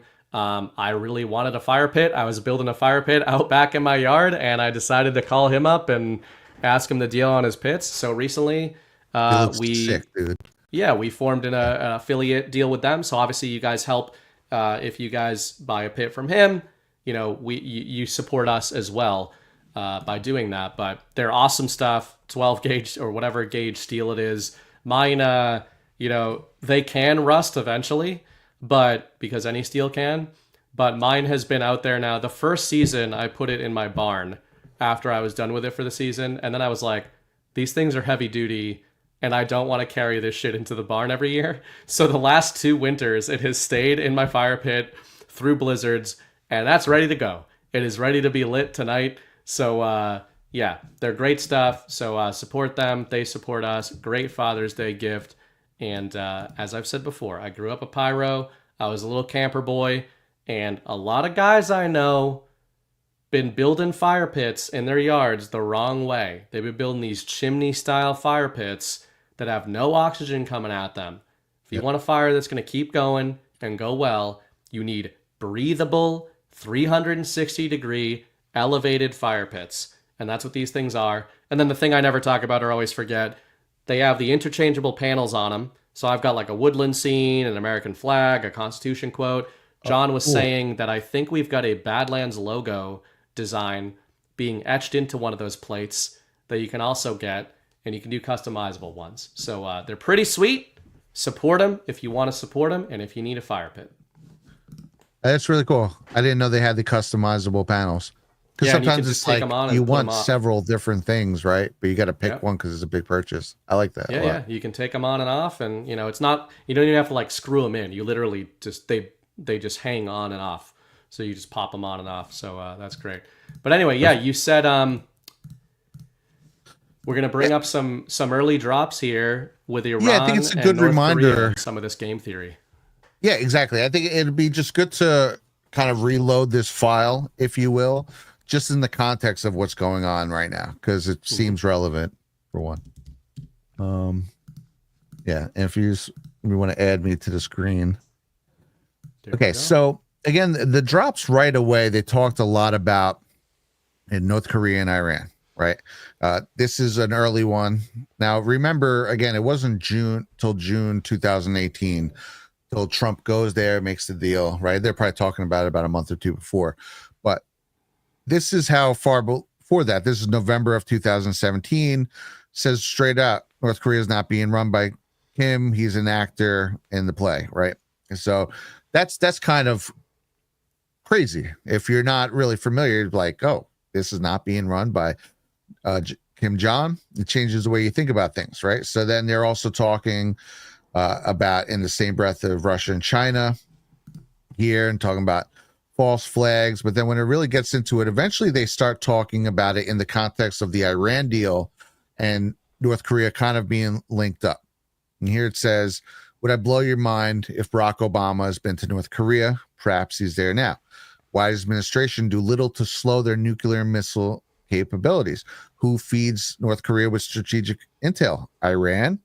What deal was done under Iran, Barack Obama? Obviously the Iran deal. It goes on. There are a lot of them, right? Yeah. To kind of imply that the pallets of cash that were sent to Iran, that they didn't all stay there, that there was also some that went to North Korea, that they also prop up North Korea, that they're trying to prop these up as the two nuclear boogeymen, to maybe eventually also is kind of implied actually nuke one of us and cause this massive, sum of all fears events. But here it goes. Why, after Barack Obama left office, all of a sudden did North Korea have nukes and the tech to miniature for payload delivery within the United States? Kind of talking like, is the deep state is using these people, right? So that was a concept that had been pushed a lot. Again, 50, it starts getting a little deeper. It says, how did North Korea get uranium? How did Iran get uranium? Right, exactly. Why did Barack Obama send billions in cash and wire to Iran? Then it starts again posturing who's controlling North Korea, who really controls North Korea. Don't think of a single person. Think of a powerful entity. So again, getting you to think of it, these are people at the forefront. They're being controlled by what we would call the globalist cabal. And then again, this is where it starts getting really important. 71. How did he send the billions in cash, right? Why wasn't Congress notified? Why is this classified under state secrets, right? Because they're doing things that the American public would not sanction. They're doing things where we think Barack Obama is obviously a deep state plant, a cabal plant, and they're going to use all the wonders of the American government and all our resources to do whatever they can with that. So then again, it's talking about the planes. This is where it starts saying that the planes land in the same locations. What does this have to do with North Korea? What does it have to do with Saudi Arabia and the Clinton Foundation cash donations? So what they're mentioning there, the cash donations from like 2005 to 2015, Saudi Arabia, the Kingdom of Saudi Arabia had donated upwards of like $25 million to the Clinton Foundation. Okay. Yeah. So definitely there's something going on there. It's kind of weird. And they're just making you think in terms of ISIS slush funds. But then again, it kind of links into Saudi Arabia. It says, why is Saudi Arabia so important? Was the money? What's happening in Saudi Arabia today? Okay. So if you look at the date of this post, November 4th, November 4th is the date of the purge, the Saudi Arabia purge, or the night of beating, as they call it, where they locked up about 200 wealthy Saudis and politicians and different people of power. And basically, that's when Crown Prince bin Salman really took hold of Saudi Arabia. When it asks here who was Abdullah bin Abdulaziz, that was the king right before King Salman came in. He died in 2015. And then his half brother, King Salman, who is Crown Prince's father, took power. And the people who were rounded up were pretty much this guy's faction, the bin Talal and of Saudi Arabia, right? So basically the arrests and the final sidelining was final sidelining of his sort of regime, and someone really takes charge there. So they're talking about how this is a takeover of, again, that was a regime, the Saudi royal family, who was kind of linked up with the Clintons and linked up with these people and sort of in the game, but they were removed. So it's talking about the removal. in the context of North Korea. And then eventually, as we know, North Korea links to Iran. So this is kind of talking about how a lot of this is going down. It also mentions how is POTUS greeted compared to other former U.S. presidents when it's in Saudi Arabia. That was May 20th when they did the sword dance of 2017. May of 2017 is when the purge actually started. That is literally May of 2017 is when King Salman named Crown Prince the literal successor, and everything kicked off, and they started with the purge right then and there, the same exact month that Trump got that sword dance, and then it all came to a head on November 4th, literally the day of this post. So a lot of these things were things early on that had me realizing, okay, these are real, because these are real events that no one's talking about anywhere, that when I'm trying to look into these things at the time, I'm getting all this information. Oh my gosh, no one ever heard about the Saudi purge while it was happening, except for the people who were following these drops. This is actually the day before I found these drops on November 5th. So I was in there the same week. Yeah, there was for me. It was the same. It was like the 4th, 5th, something like that. There was I could probably find out exactly when, because there was I was watching a UFC pay-per-view with my buddy, and I wasn't even fully on the Trump train. I think actually by 2017 I was, but 2016 I wasn't. I was still like agnostic, but I was in favor of him burning the system down. So I was all for it. I was anti-Clinton, but it was the Saudi, I've mentioned this before with Ghost, the Saudi purge is what codified the Q drops to me as being legitimate. I had heard of the drops like the weekend before, but then when we were watching fights, my buddy was just on like normie Instagram at the time, MAGA Instagram, and he's like, "Have you heard of the Q drops?" I'm like, "What do you know, why? What about it?" It's like this LARPy thing. And he's like, "Well, they're talking about the Saudi purge and blah, blah, blah." So I just like made a note of it. And then I'm up till sunrise after the fights. Like, I was like, oh my God. But yeah, I think one of the main things, and you can go on here, but one of the main things that this demonstrates is it's not just that's the stories of Saudi Arabia, North Korea, and Iran are not what we've been told. That was the revelation, I think, of these drops, or that they would play important roles in what we're watching. To me, what you're pointing out here is that the drops were saying this is a template that has been used in perpetuity, right? Like it's not that, oh, Saudi Arabia too, and North Korea too, and Iran too. Like, that's part of it. But I think really what it's saying is this is a template, sub in proxy state X or Y or Z. Right now, it happens to be these ones that we're talking about. But this is a long-running template that Western intel, that intel agencies, i.e. the deep state, have perfected.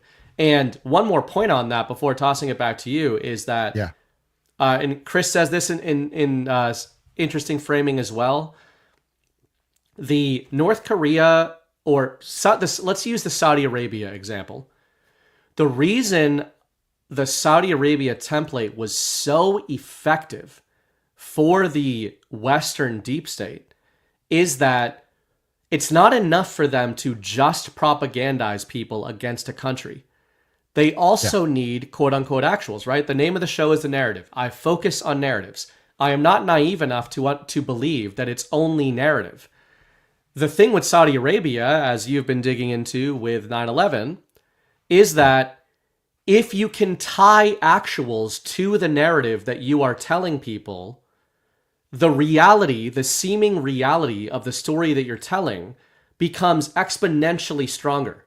So when you've got a US deep state and Western intel that are basically using North Korea, Saudi Arabia, Iran, those regimes to forward the goals of an international criminal cabal, then you can see why you get actual quote unquote military intelligence officers who believe that Iran are the bad guys and Saudi Arabia are the bad guys, etc., because in a manner of speaking, they are, but they're not looking behind the curtain as to who is controlling those regimes, which is ultimately what matters. Oh yeah, 100%. Dude, Saudi Arabia was our conduit to Pakistan to fund the Mujahideen during the 80s, and they all have Lawrence of they Arabia. all can have factions, right? Like you're saying, that are controlled, that are good. There's also some factions that are bad, and the news will just present every single case as one or the other. Yeah. They could show you something from the good side, and that's just Saudi Arabia. They'll show you something from the bad side, that's Saudi Arabia. And you start getting confused. And you're like, well, a lot of these countries do things I like and things I don't like. And it's kind of all over the place. And so I like the mapping of a lot of these drops. To me, they showed that Saudi Arabia was completely being overhauled. That was very eye-opening. Again, no one was talking about that.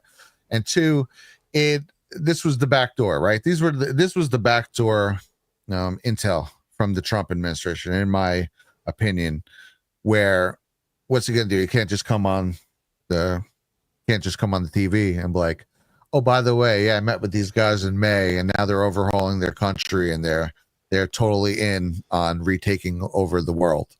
Like, it sounds so weird in 2017, right? So this, I think, is their way to get information to anyone who could have helped.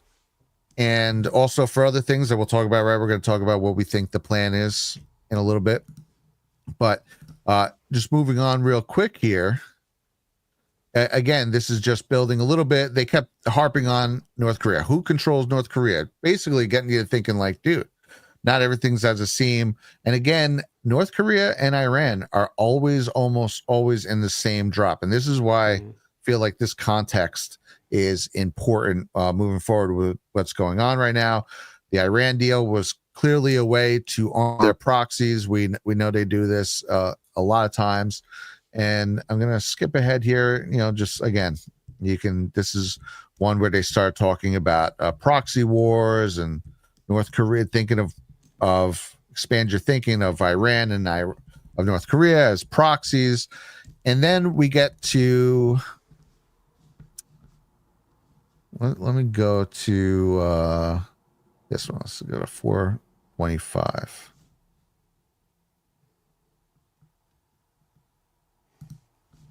Well, you know what? Let me go to 430. Now this is when they start talking about, like, will we shut down North Korea, right? Why is Iran here we go. Why is Iran funded by the United States? So again, getting you to think about these things, talking about, at one point they talk about why is Eric Schmidt from Google in North Korea. There's many, again, where they talk Iran, North Korea. So if we come here to drop 888, this is March of 2018. This is where things start getting crazy, right? Because now they've been prepping us. Those were all November, December, January. They've been really changing the way we think about North Korea. North Korea right now, still, to the grand public, is Iran. It is a country that can nuke us at any time. It's the same country we've been hearing about for 20 years is getting ready to launch an intercontinental ballistic missile at us, okay? So to the public, that is still where North Korea is. I know this is hard to fathom right now because we're so deep in what happened on June 12th, 2018. But here's March. The Q drops tell us, thank you, Kim. Deal made, clowns out, strings cut. We took control. Iran next. So this is 2 months before he meets with Kim Jong.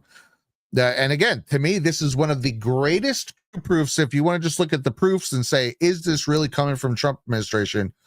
Well, yeah, I think so. They told us 2 months before what was happening in North Korea. And then to the public, obviously, this doesn't happen until June of 2018. They told us way before that. Also, they told us, again, this is April now, still 2 months before what was about to happen. It says North Korea, they reiterate that it's been defused. North Korea has been defused. Is Russia going to be the new threat? I think that's a little interesting foresight too, because not that they were so keen on Russia, but it's almost like saying this is one of the other things that's going to be, they're going to prop up as a new boogeyman. And they must maintain threat to retain power and influence. Are you awake? And we come to here again. They reiterate this is again before we find out that they were telling the truth about North Korea. Iran is next. Bigger problems than ever before. Signal to Iran. There's talking in these ideas. So, what does it mean? You can take this down if you want. What does it mean is it seems like there has been a great plan since the beginning to cut the strings of Iran. I think Iran is very much as a cabal controlled element to them. A lot of people think one of the biggest players in the global cabal is the Israeli deep state. So you can make an assumption that if there is some sort of global proxy cabal running out of Iran, that Israel is part of the ones running them. So then, but Israel's always using them as their big bad guy. Oh my gosh. Is this some sort of message with that? Are they mad? Are they trying to head it off at the pass where they know? Because Donald Trump has been very outwardly saying, I'm really, really trying to make a deal with Iran. Is this a way of them saying, well, you ain't getting both of them. Well, we're just going to start a war. And then what do? You're our best ally. You're going to have our back. So there could be a lot of things going on right now, in my opinion, that aren't necessarily what they look like. And again, the Soleimani thing was very weird. Donald Trump's made a point of that. They kind of backed out of that and they didn't want to do it. Was he on the paycheck? Was that sort of some of what was being pushed is by Israel to create terror? Or is Iran going to attack us in retaliation of what Israel did? Is that Israel's way of attacking the United States through their proxies in Iran? That's a thought as well. I think there's lots of things, and of course, and again, the Israeli deep state, not just Israel as a whole, of course. I think there's a lot of things going on right now that could possibly be. And then also, again, I'll go back to, did Donald Trump already make the deal with them? Was this bait? Was this 60-day countdown, which again, the 60-day countdown ended on June 12th, very symbolic. These people, they talk in symbols to each other a lot of times to the North Korea deal. Was that bait to see what if Israel would jump the gun and do something? And then now, look, the whole world is kind of turning on them, and they're not cool with another freaking, everyone has Middle East war fatigue at this point, whether you know the ins and outs of why it might have been wrong or not. Everyone's just like, dude, I don't know why.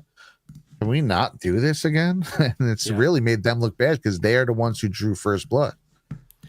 Absolutely, man. I mean, it's a great breakdown. I think we can't come to any firm conclusions, to your point, based on what exactly do these things mean, but it's meaningful that it was projected in advance, which is why, again, despite some people trying to brand us against the Q drops, we are not.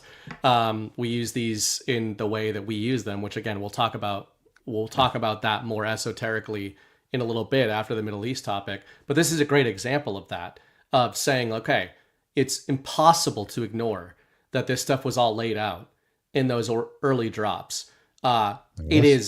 It is not easy to come to a firm conclusion as to what it all means. But one clip I wanted to bring up that's directly related to some of what you just said at the end there is something I've been posting a little bit recently. A quote, another one of Trump's quotes recently about how this stuff, to me, this quote is the middle ground between the everything is fake and everything is real arguments. When people call things fake, they are not suggesting that nothing is happening. They are suggesting that the story you are being told about what is happening is not accurate. In which case, if you are just blindly repeating what the news is telling you is happening, you might not only be falling for a psyop, you might be helping perpetuate a psyop. And with a lot of what Brad laid out there are people who classify themselves anons or InfoWar people who are being revealed to their followers as Zionists, right? And when I say that, that's a trigger word. When I say that, there are people who will go, what, are you saying Iran are the good guys and everything's the opposite? That's not what I'm saying. That's not what Brad is saying. But when you're talking about things as the way Brad is with the deep state regimes, proxy states, these kind of ideas, if we're grown adults who have been in the info war long enough or studied the drops, you should be able to understand that just like there's a deep state in Iran, and maybe in your opinion, that's the dominant state of Iran, even to this day, there is also one in Israel. There is also one in the United States. There is also one in Russia, right?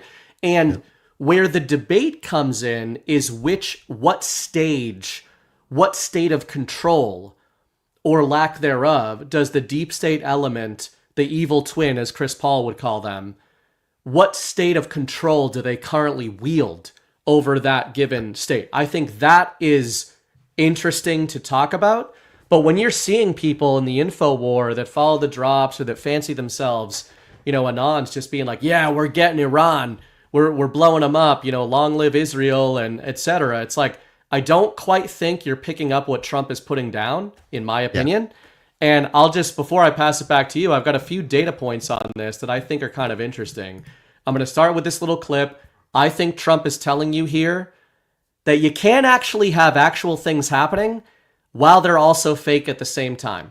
And keep in mind, he told you this I posted this May 28th. So it was around this time that he posted this. Very strong, where we can go in with inspectors, with anybody. He's talking about potential strikes from Israel to Iran in this clip. No trust. I don't trust anybody. So no trust. I want it very strong, where we can go in with inspectors. We can take whatever we want. We can blow up whatever we want, but nobody getting killed. We can blow up a lab, but nobody's going to be in the lab, as opposed to everybody being in the lab and blowing it up, right? Two ways of doing it. I told him this would be inappropriate to do right now because we're very close to a solution. Now, that could change at any moment, could change with a phone call. But right now, I think they want to make a deal. And if we can make a deal, save a lot of lives. So no trust. I want to replay this because I think there is so much here that Trump is saying. I'm going to replay it. I want you guys to listen to the words he uses and the situation he describes, keeping in mind that this is before the events that we were told about over the last few days in Iran. Trust. I don't trust anybody. So no trust. I want it very strong, where we can go in with inspectors. We can take whatever we want. We can blow up whatever we want, but nobody getting killed. We can blow up a lab, but nobody's going to be in the lab, as opposed to everybody being in the lab and blowing it up, right? Two ways of doing it. I told him this would be inappropriate to do right now because we're very close to a solution. Now, that could change at any moment, could change with a phone call. But right now, I think they want to make a deal. And if we can make a deal, save a lot of lives. So before I pass it to you, Brad, the obvious there. Trump was saying a couple of weeks ago he doesn't trust anybody. He's saying he does not, in this clip, he is saying, I do not want Israel to attack Iran. Yep. Emphatically saying that. Okay? Yeah. But then he says, if they do attack, we have ways of doing it where nobody gets hurt. He said, as an example, imagine blowing up a lab and there's nobody in the lab. In my view, Trump is telling you how you can be watching Twitter videos of things blowing up while CNN headlines and Charlie Kirk breathlessly tell you about World War III, while nothing is actually happening. And by that I mean, things can be blowing up, but nothing is happening of consequence because everybody on both sides knows that nobody is in the lab, right? If he's saying this 2 weeks ago, obviously he was talking to Iran about this. Yes. Obviously he was talking to Israel about this. Obviously he knew what was going to happen a couple of weeks later. and how that story was going to be translated to everybody as World War III. And I said at the time, when this happens, keep in mind that Trump has already told you nobody is going to die. So if you then freak out, you failed the test. Like, the info war has gotten easy to the point where Trump is now just telling you in advance what is going to happen. Yeah. And then when it happens, Charlie Kirk says a certain thing about it, and then his best friends at CNN say the opposite thing about it. And both of those things are meant to get you to want the conflict between those two things, right? Another little tidbit they of what... play rage bait catch with each other. Exactly. Now, this is just my opinion, of course, of what's going on here. Now, this point may be a little retarded, but I am retarded. Language coding, narrative seeding. I think Trump does language coding a lot. Yeah. What form of weapon does Trump say they're going to use to attack Iran? Specters. What is another word for specters? A ghost. Ghost in the machine. Trump is telling you, now I know that there's going to be military we got guys. people there, so take it easy. Yeah. Trump is, I think that, we got military that are going to be like, he's talking about a specific type of equipment, a specific type of armament. Yes. Okay, fine. Maybe. It's also possible that in the same exchange where Trump is telling you, we have ways of doing stuff that's going to seem extremely escalatory and kinetic, but that nothing's actually going to be happening. And the way we're going to do this is by using specters, which is ghosts, which are ghosts in the machine. And we are in a 5th generation info war, and we are being told that there is a massive war going on right now. And I personally think that Trump is telling you there is not a massive war going on. Specters are active. This is a military operation. And in my personal opinion, it is an information operation. And the last point here is these headlines don't show you a whole lot, but if you actually read the articles, Axios in particular was leading the charge. They were trying to tell you over the last 2 weeks, first, that Donald Trump and Netanyahu had extreme tension with each other over the prospective campaign in Israel. Then, that Israel attacked Iran without Donald Trump's permission. Then, that Donald Trump and Bibi Netanyahu were performing 5D chess, and that they actually wanted this the whole time. And most recently, they are telling you that Trump is telling Israel to de-escalate. Okay? So, whichever one of those you believe is not my business. But I'm just telling you that the mainstream media's official narrative is that Trump and Netanyahu were against each other about Iran. Then they were for each other with Iran, and it was all a big ruse that they were against each other. But now they're against each other again when it comes to Iran, right? So if you tie all of that back into that clip, I think personally that Patriots are in control of what's happening here. And I think that the narrative here, the narrative damages, are mostly being visited on Israel. I don't think they're being visited on Trump. And if there are actual damages going on, if there are actual strikes being committed, and what's so funny is, what are the strikes? What are we told the strikes are about? Denuclearization. Well, isn't that the main goal of Trump's peace deals, is denuclearization? So we've got Israel blowing up Iranian nuclear sites, and we've got Iran retaliating by doing the same to Israel. What does that look like? Denuclearization. So, maybe some bridges too far there, especially the Spectre comment. But I don't know. When you've got Trump telling you things can blow up and nobody can get hurt, and we've got Spectres active in the region, I don't know, man. To me, it maps onto a lot of the stuff that you're talking about with the early drops. The news is fake, the war is real. Like, all of that stuff, I think, is going on right now. Dude, absolutely. I love the way you just broke that down. And without a doubt, there's definitely players embedded, probably in both sides right now. Yeah. For you can't convince me otherwise. I think it's interesting. Well, that clip, that's the first I've seen that clip of Trump and talking about, like you're saying, ways of blowing up things where no one's hurt. So, you know, he's obviously in active talks with these people right now. Could have been a thing where he's like, listen, I'm trying to hold these people off. They're going to attack you. You got to make a deal. You know, 60 days could have come from Israel. They could have, you know, he could be really trying to hold them off, you know, if you think that maybe that's true. And they're telling him, all right, we're going to hold off. 60 more days, we'll hold off. And, you know, if there's nothing then we're just going ahead with it. It's like, all right. And maybe he could be turning around to Iran saying, like, dude, you got 60 days to make a deal. So I'm holding them off as much as I can.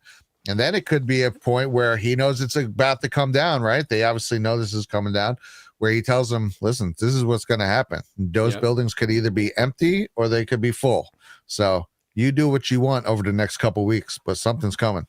That could be one way. I know Trump himself has made a point of his administration to say that they are not involved in this, that they've been trying to talk against it. I think that's why the news is being forced to put like Axios and stuff, say that Trump's not involved. But then I see a lot of push where they really want to try and push that he is involved, because I've been seeing a lot of that too. And like you're saying, it's coming both ways.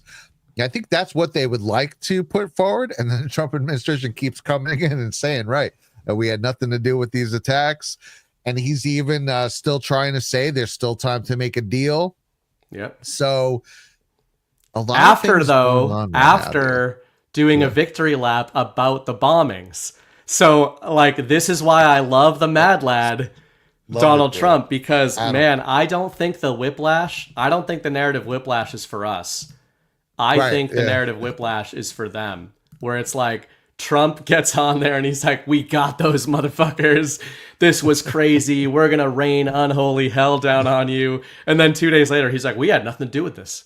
This wasn't us, you know? So, but again, it's like in that little clip I played at the end of it, he's going like, we have ways of blowing these things up. Nothing's going to happen. I want peace. But that could change.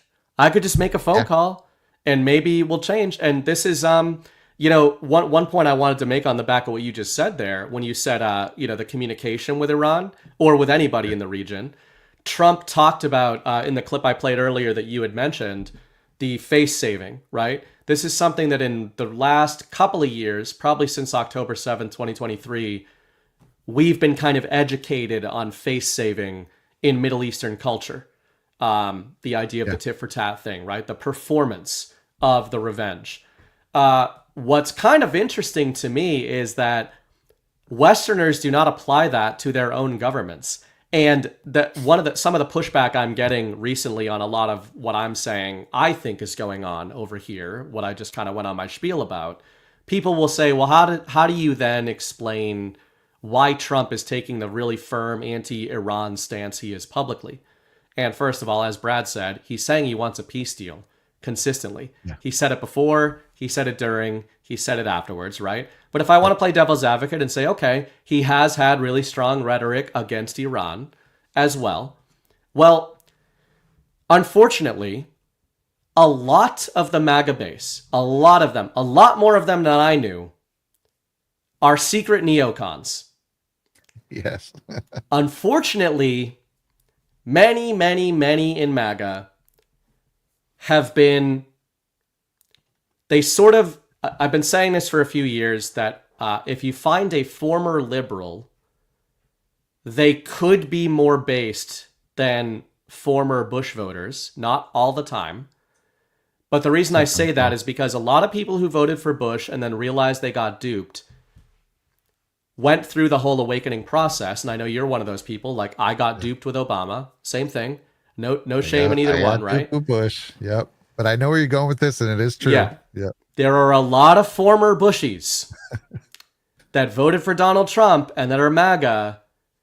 And then right when we get a rerun of Middle Eastern shenanigans where they get the narrative shielding to throw in with a carpet bombing of the Middle East, they are all in like salivating pit bulls.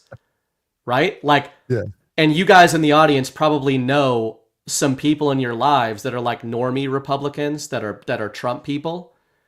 And like, you think they've gone through this whole awakening, and then Israel starts bombing Iran according to the central narrative, and they're like, get them, get the Iranians, get boots on the ground, our greatest ally, Israel, right? Like, and hey, maybe they're right.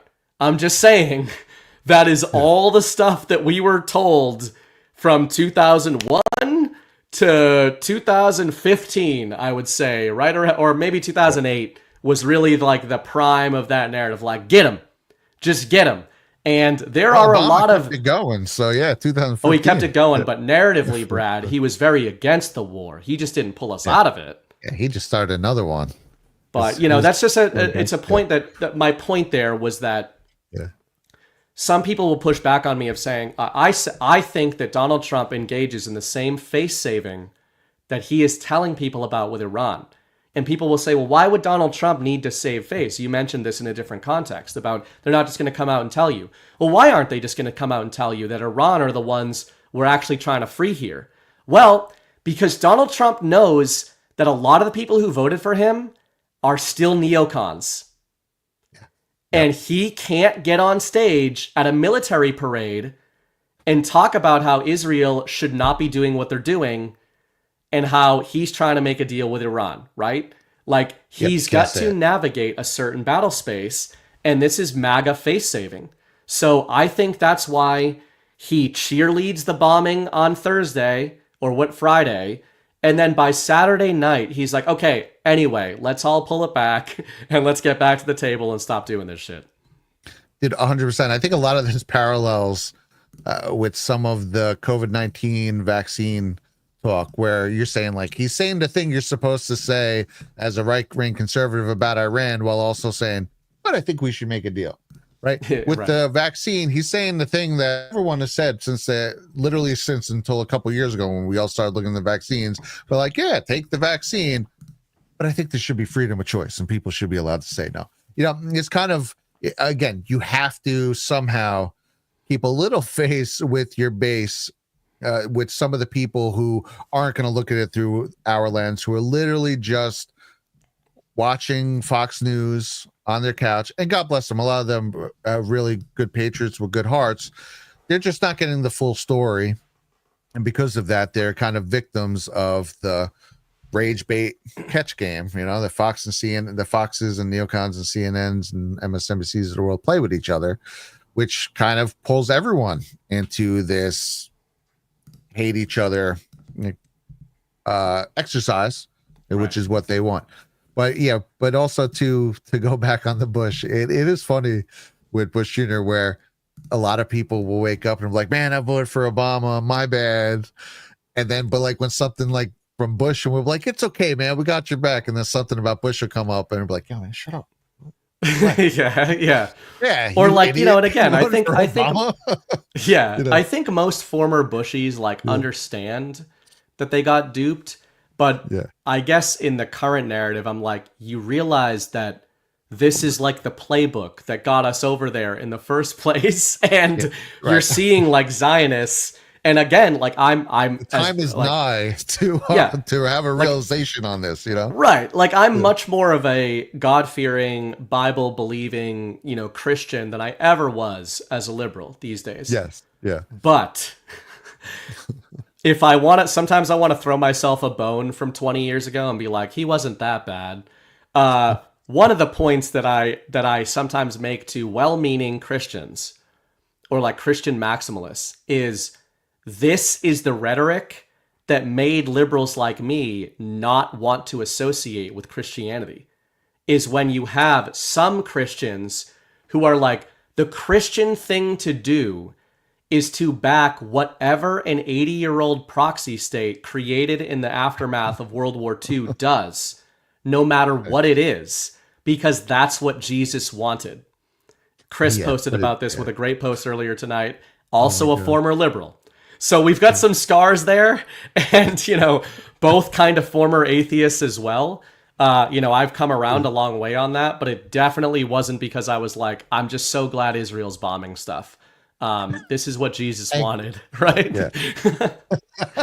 But I could be wrong. I mean, maybe that's what Jesus wanted. I'm pretty sure this is not what Jesus wanted. Not that I'm a Bible scholar or anything, but I'm going to go out on a limb and I'd say nuking each other. Definitely not on the Jesus list. It's funny, the Bush Jr. stuff, that was my first crack in the dam before I really truly realized anything. But just when Trump got the nomination and then Bush came out, like I think it was like June-ish or whatever, they got the official nomination, right? Jeb had dropped that a month or two before. And then the Bushes come out and especially GW, and he doesn't endorse President Trump, right? And this is still the summer of 2016. No one knows any of this craziness that was going to be pushed against him. This is just a blind no, I'm not going for it. I remember thinking like, what? Why? You know, and I know he was fighting with Jeb, but that's what the primaries are. They all fight with each other, right? And they're like, Kamala, you dumb hooker. Okay, she's going to be my vice president, you know, like 2 months later. And so that was like the first chink in the armor for me where I was like, dude, something is not right. And then come around to the drops again, those early drops for a lot of people who maybe you don't totally understand the drops, or your only understanding of them is some kook being like Operation Ronald McDonald. That's cute, you know, like, and you're just like, man, these guys are crazy. Or drawing just red boxes around everything that happens.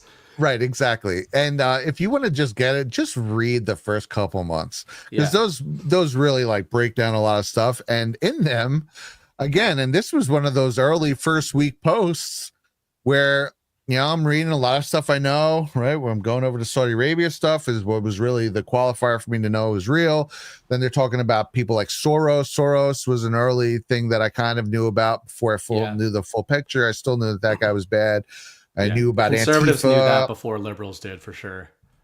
Yeah, so you know that was actually from Glenn Beck for me early on, and he got kicked off Fox News right as he started going to Soros. Make of that what you will, but nevertheless, so I knew enough to where I was like, okay, these are definitely what I think they are. And then they hit you with who was Bin Laden's handler. Why were Bin Laden's allowed to leave the country? What is Halliburton? All these different things. I remember going, oh man, 9/11 too.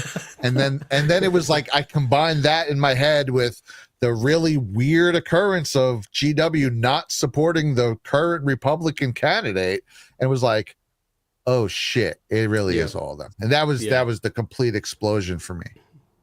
Yeah, for me, I've kind of mentioned this before, but for me, on the opposite side of the spectrum, I had voted for Obama in 2008.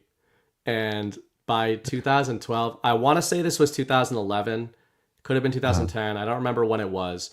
But I think Occupy Wall Street was going on. When was that? That was 2011. I know, because I was actually working downtown Manhattan on the World Trade Center 2 foundation when it happened, and it was happening all around us. Wow. So Occupy Wall Street's an interesting one, because I think a lot of MAGA who are former conservatives or still conservatives, they have a different reading of that than former liberals. Like most conservative MAGA that I talked to about Occupy Wall Street had like a negative view of what it was and saw kind of the Marxist, saw it as a certainly window dressing wise, definitely a lot of similarities to the color revolution playbook. So I'm sympathetic to that these days, having now understood how that stuff works. But at the time, as a liberal, I was very into it. I was very supportive of Occupy Wall Street. And, you know, Obama, you vote for him in 2008, hope and change was a great slogan, right? Like, you know, Brad, the one thing we weren't just looking for one thing. We were looking for hope, but we were also looking for change. And here comes this guy, and he's got both of them. Like, you're muted. But like, where could you go wrong? I mean, for anybody that thinks we were stupid for voting for Obama, you guys apparently don't like hope or change. And so anyway, 5D chess move voting for Obama at the time. But by 2011, some of us who were liberals were starting to be like, you know, things aren't going that well. things just, no matter how much Obama tries to do, this just great guy, he's in that DC machine and the swamp is deep and powerful and they're not letting him do anything. To bring this into Occupy Wall Street, that was an early shatter point for me that eventually led me to Trumpism and MAGA and the Q drops and etc. But before it led me there, it led me into a deep, dark hole of doomerism, which is necessary before you get to the awakening. Yeah. And the reason is because as a liberal at the time, I went, here we go. We now have the public mobilization against the central bankers and the deep state hedge funds and the JP Morgans and all these kind of people. And they're the ones that have fucked us for years. And the Republicans have let them do it. But now, Brad, we have Obama. And he is not going to bail those banks out. Okay? So he already bailed them out, right? And then we obviously get all the crisis and everything. And it wasn't just for me that he bailed the banks out. It was that Obama in 2011, during Occupy Wall Street, I believe he signed the update of the National Defense Authorization Act. And I was following this at the time. And one of the provisions in the NDAA update was essentially the ability for law enforcement to indefinitely detain American citizens who were like disturbing the peace, who were involved in protests that they deemed chaotic. They used some weird terminology in there. Essentially, it was a proposal to go and arrest everybody at Occupy Wall Street, and to tell them, like, we don't need charges. We can just arrest all of you. Now, this is actually why you guys in the movement probably understand, or could hope to understand, there's a lot of liberals from that era who look at you like you're a psychopath when you start talking about the Insurrection Act.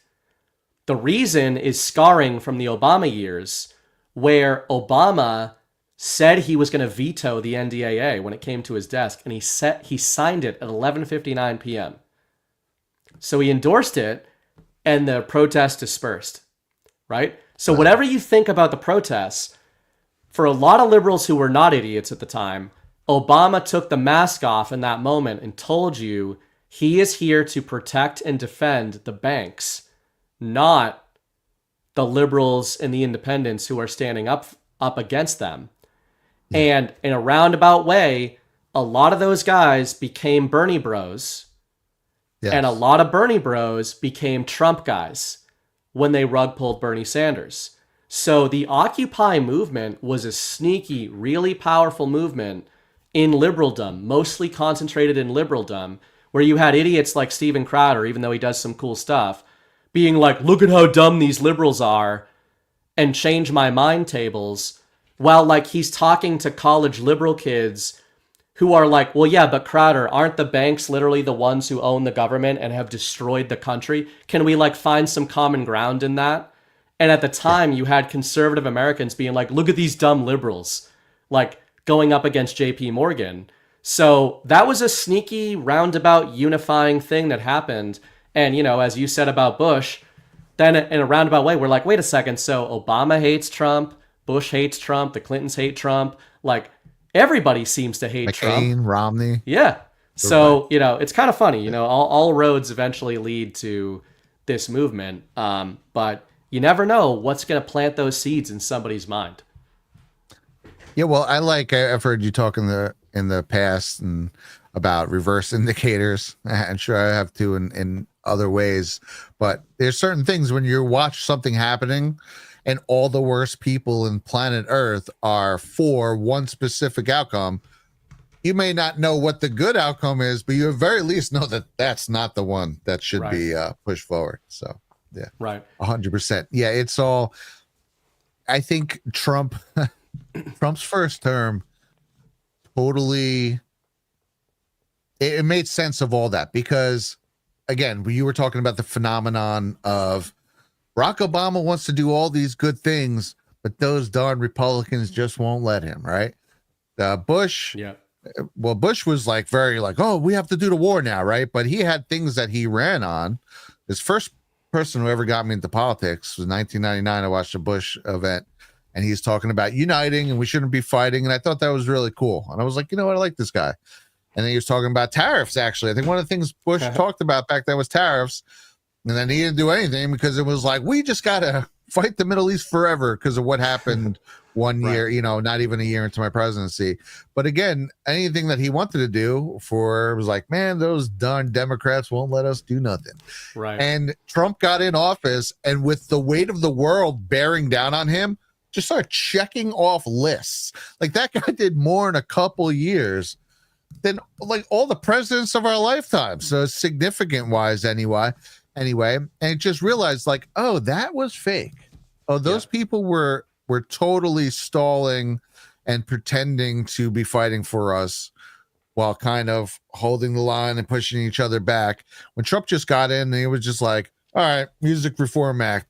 We're going to do what we're going to lessen the prison state and prison reform. And he just starts checking off lists, lowering taxes, everything one by one by one, while the media is down on him. There's protests every day.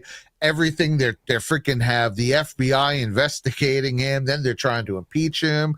It's like more pressure on his presidency, especially the first term, I guess now too, than anything combined in the freaking history of our country.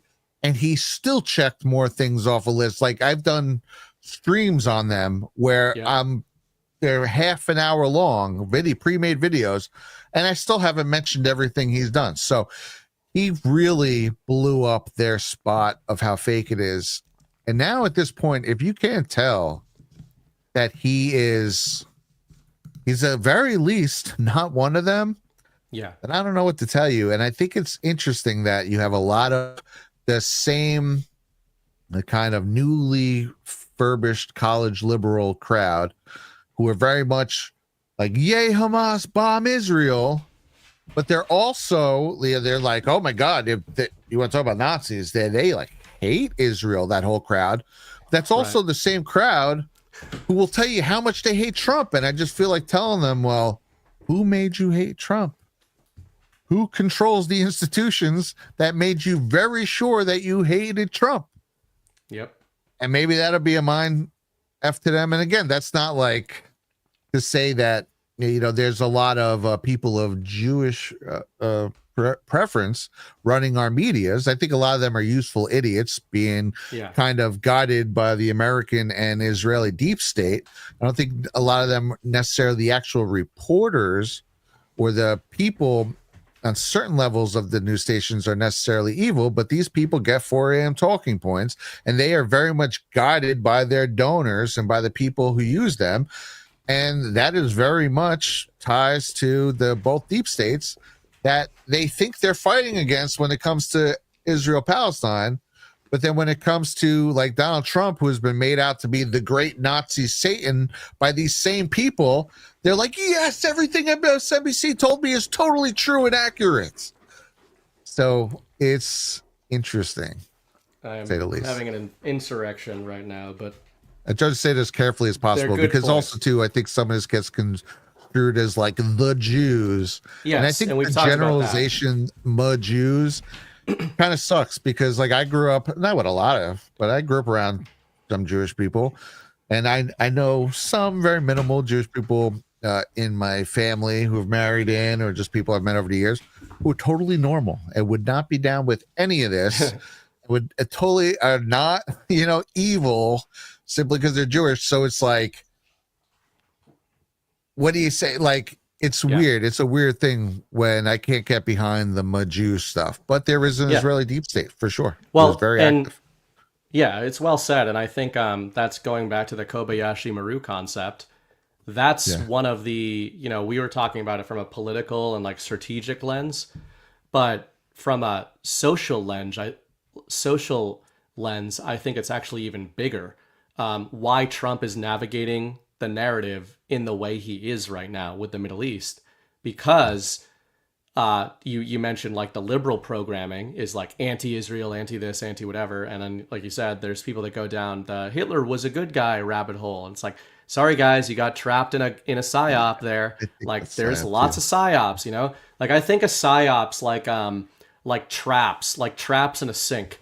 It's like they're like a food trap type of thing, or a sand bunker. Chris and I did you're a movie guy. You've probably seen Edge of Tomorrow, Tom Cruise, Emily Blunt, Live, Die, Repeat is also its other name.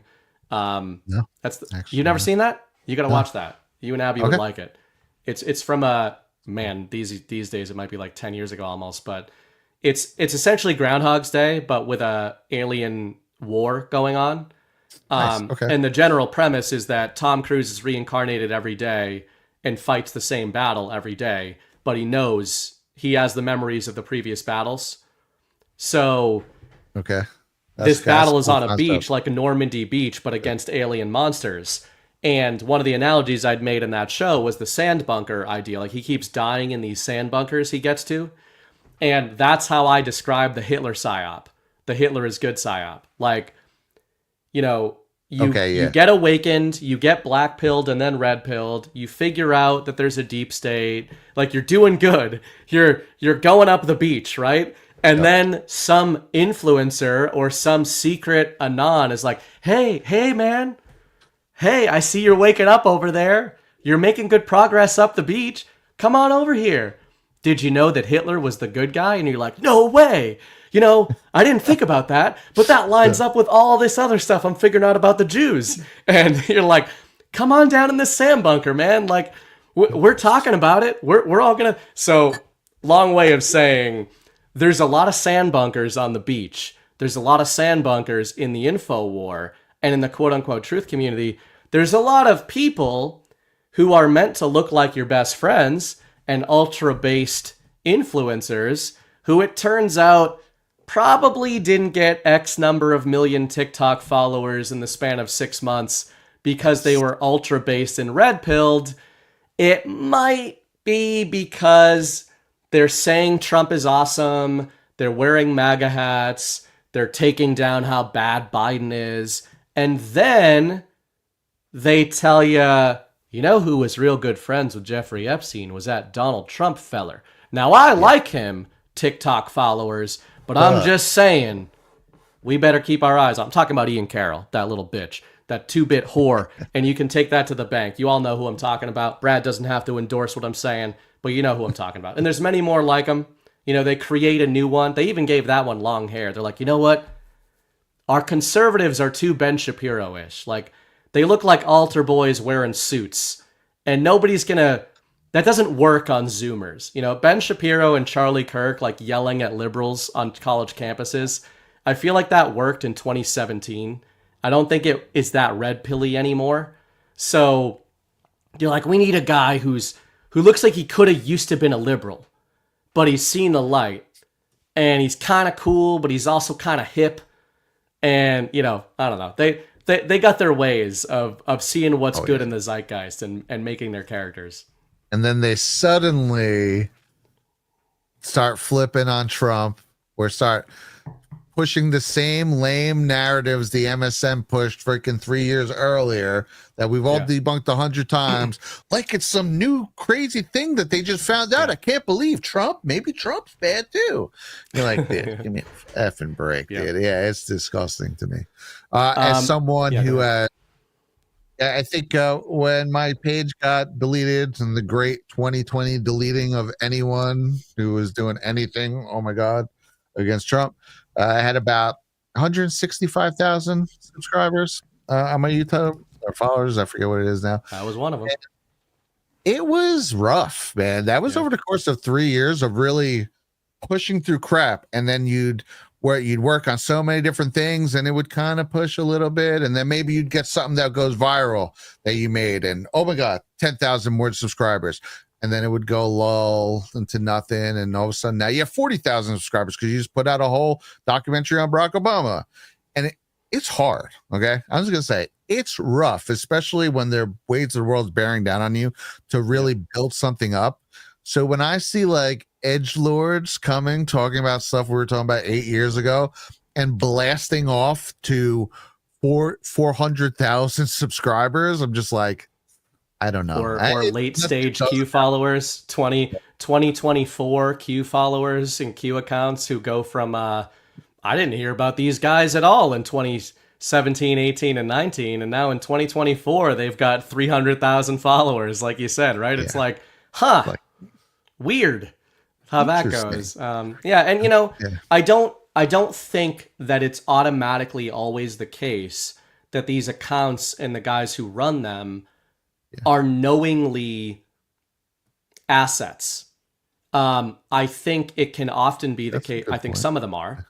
I also think it can be the case that these guys get boosted when they're kind of pushing the narrative. I mean, we saw months ago, you know, how quickly people forget that people like DC Drano, etc., were named in these advertising operations. You can call them whatever you want. You can call them advertising deals if you want. But those are psychological information operations where they are told to push certain narratives for money. And they do, and that's what gets them their social media followings and all the money they make on it. So when you see that, to then like continue to follow these people is a strange move. But there's certainly a lot of it. That brings us to, am I keeping you too long, or are you good to hang out a bit longer? No, absolutely. Let's hang, man. All right, man. Brad does late night shows, and plus he's in a time warp, so it's only 7:30 here. Yeah, I'm gonna be dead, but that's fine. I'm used to it. So this dovetails, this transitions us into a discussion I want to have on the Q drops, on the plan. I titled this episode "The Plan to Save the World." By the way, I saw that we are featured right now on Rumble, so shout out to people who might be watching this. Maybe they're mad at us, maybe they're not. By the way, nobody can sue me for what I just said in the last little segment.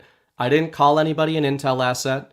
I didn't say anything like that. I gave my personal opinion that some of these people are 2-bit whores. That's protected by the First Amendment. I can call you a whore. And it's the burden of proof is on you to prove that you are not one. So that's what I'd say to that. To transition this into the drops, you mentioned your following on YouTube. Brad was one of the original follows for me in the info war back in 2017-18. You and I followed a lot of people at that time, like we all did. Yeah. But I am very obsessive compulsive, and which will shock people. So I don't follow a lot of people to this day. I follow like 48 accounts. Because I can't handle the information. I will try to absorb every piece of information that there is. And if I'm following too many people, I will absorb everything that they say, which is not healthy. So I try to distill it into the accounts that I think are saying things in the most signal-based manner that I can find. And early into my exploration of the drops, I found Brad survived my own purges of my social media accounts, as did Jordan Sather. It's kind of so funny that we all ended up at Badlands down the line. But you two are two of the original Q accounts that I followed at the beginning and still follow today.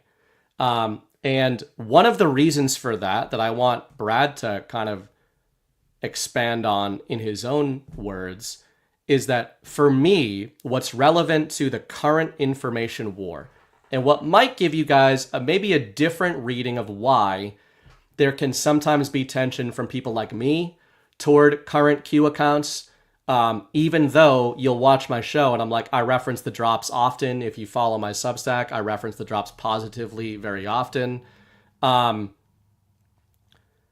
It comes down to me. Recently, I had this revelation in my own mind. I think that there is a big difference between diggers and decoders. And I think decoders, I'm not saying it's wrong. Some people love decodes. I don't. What I do like is diggers. And I think the reason that I kept following people like Brad and Jordan is I never considered them decoders. I consider them diggers. And I think there's a big difference between those two practices that I can talk about a bit. But I think Brad does consider himself a digger and not a decoder. And I'm curious, your whole journey of when you got into Q, and then what led you to start making content about what you were looking at, and how you use the drops to do that, and how you would frame that whole, if there is a difference between decodes and digs to you. Yes, so I think it's an important distinction. I kind of, to me, again, there would be a lot of people who would follow my account. Well, I'll just say, first of all, for people who don't know, maybe you remember, I had my YouTube was called Where We Go When We Go All. It was a white Q. Never really showed my face, so it's probably not ringing a bell. At the very end I did, but then I got deleted. But so for a lot of people, Where We Go When We Go All, had a Q thing. At the time I made it, you could have knocked me over with a feather to think I think anyone would follow me. It was just literally my little way of being like, wink, I'm cool to people who were in the know. This was before Q even went anywhere, it was even mainstream. So there was something to be said too when my page blew up, when I was like, oh crap, I better really, take careful. what I'm doing seriously. I'm like directly representing something now. So I was a little less flying seat in my pants when that happened. But anyway, there would be a lot of people who would follow my page, and maybe they saw a video they liked or something or other. And then they would there'd be new drops, right? And I'd put out a video on some dig I just did, usually spawned from a drop.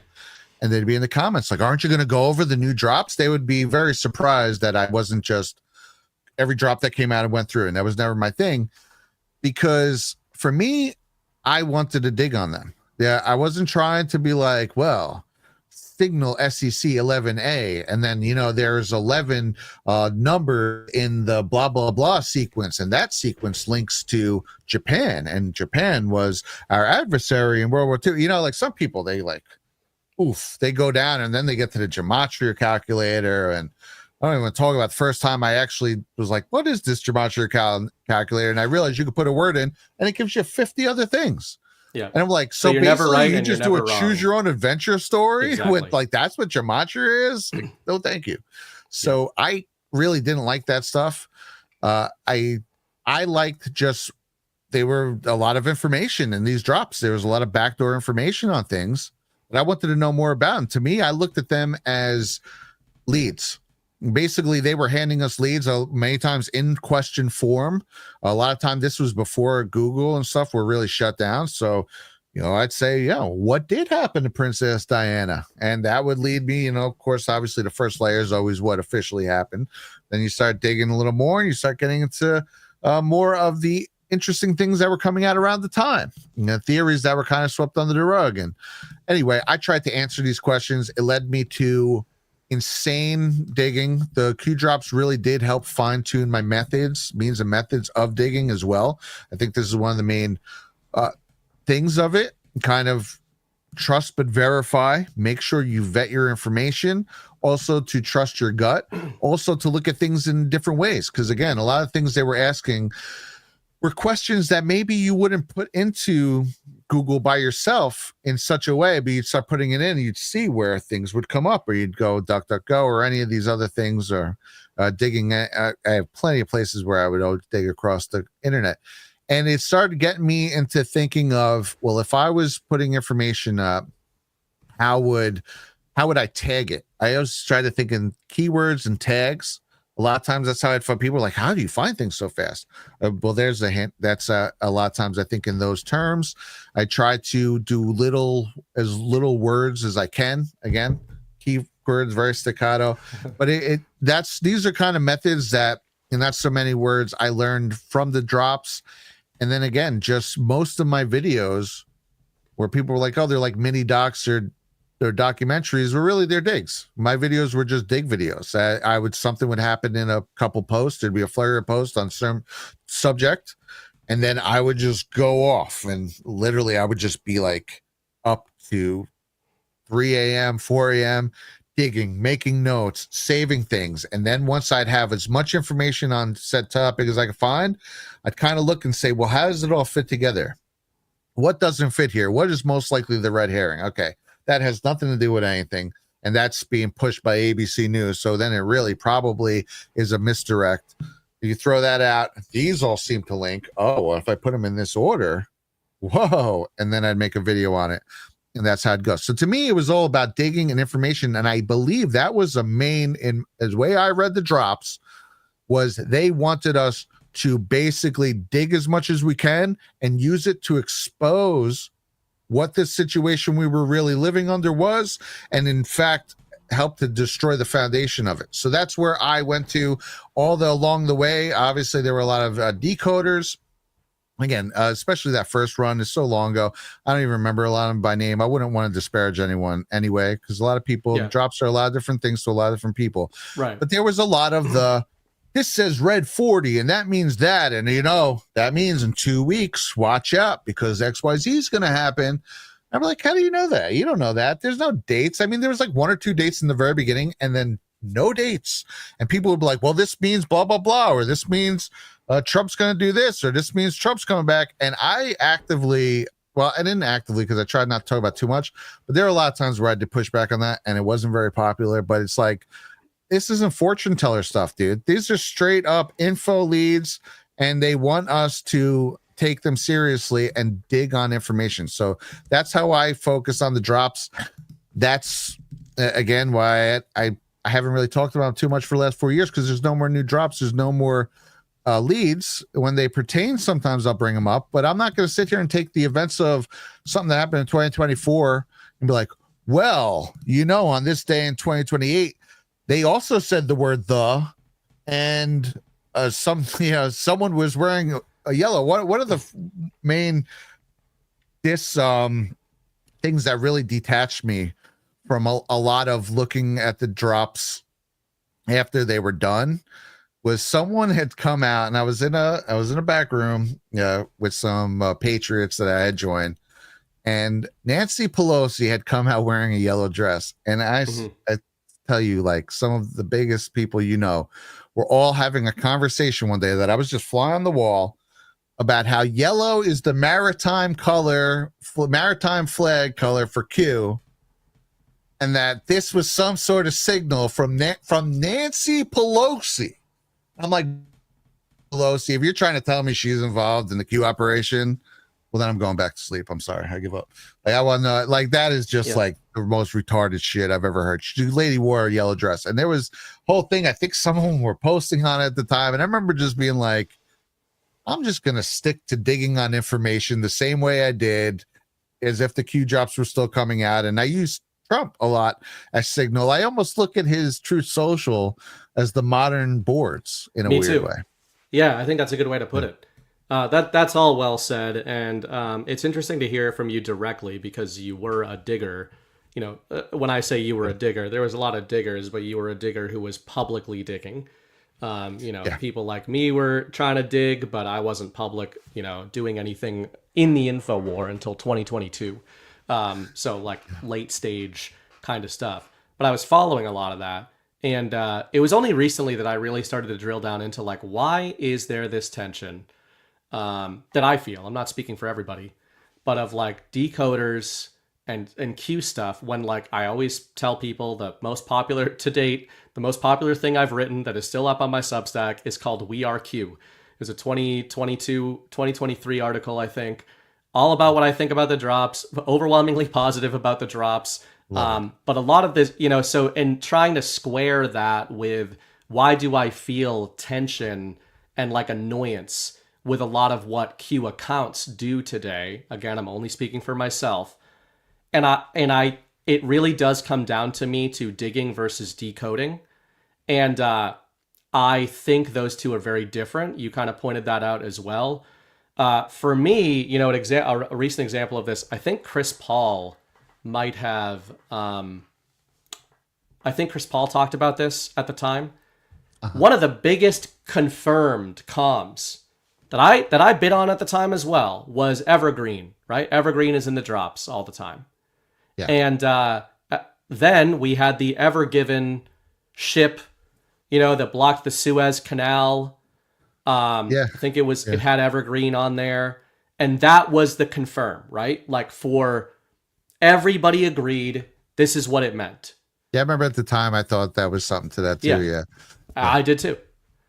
And then somewhat recently, Trump made some kind of post about the evergreen tree, and it was related to Joe Biden and the White House and whatever. And every Q account said that this was the comm about evergreen in the drops.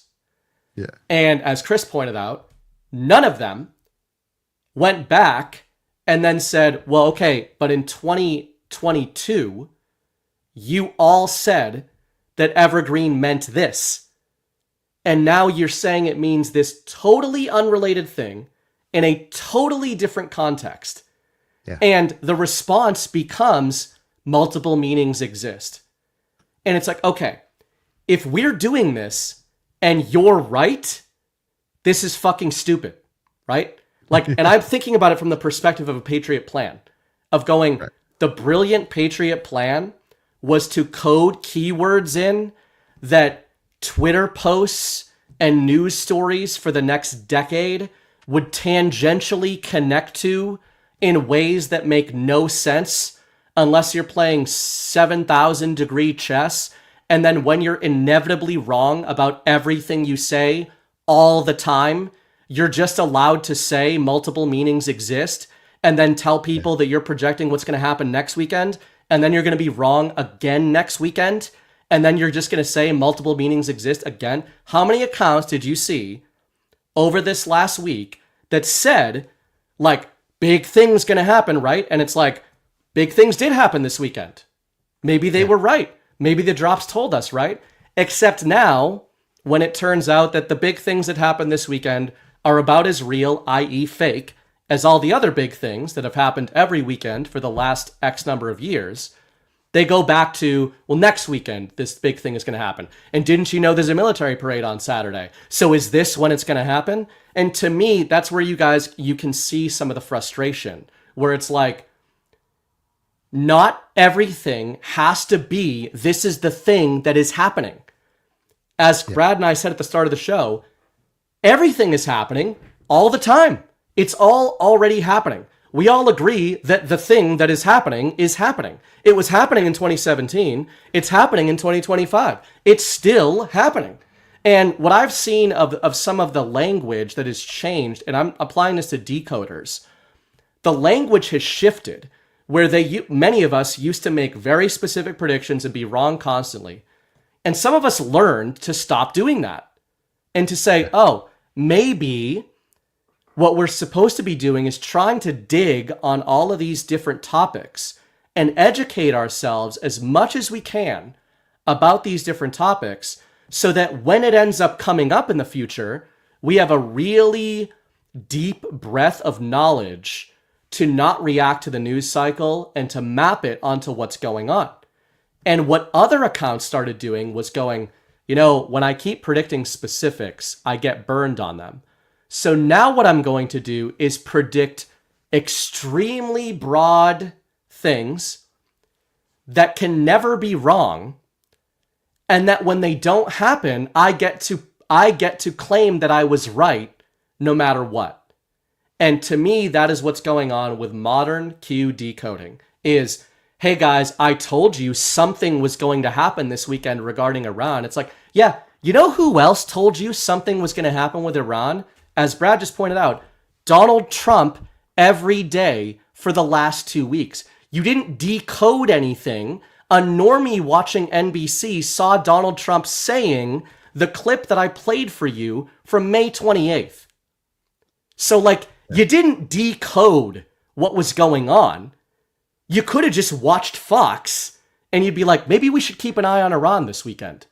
Because it seems like Trump is saying that, right? So that's that's how I see the distinction. And to me, Brad for me is a longtime great follow. And I've told him this in the past, that one of his videos, funny, probably a video you didn't think was going to be a big deal. I've said that he almost got my mom.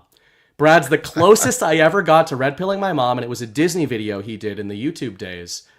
And the reason was, I described to Brad privately, I saw him as like a stream of consciousness digger that always reached an endpoint and looped back to the beginning, like the Trump weave.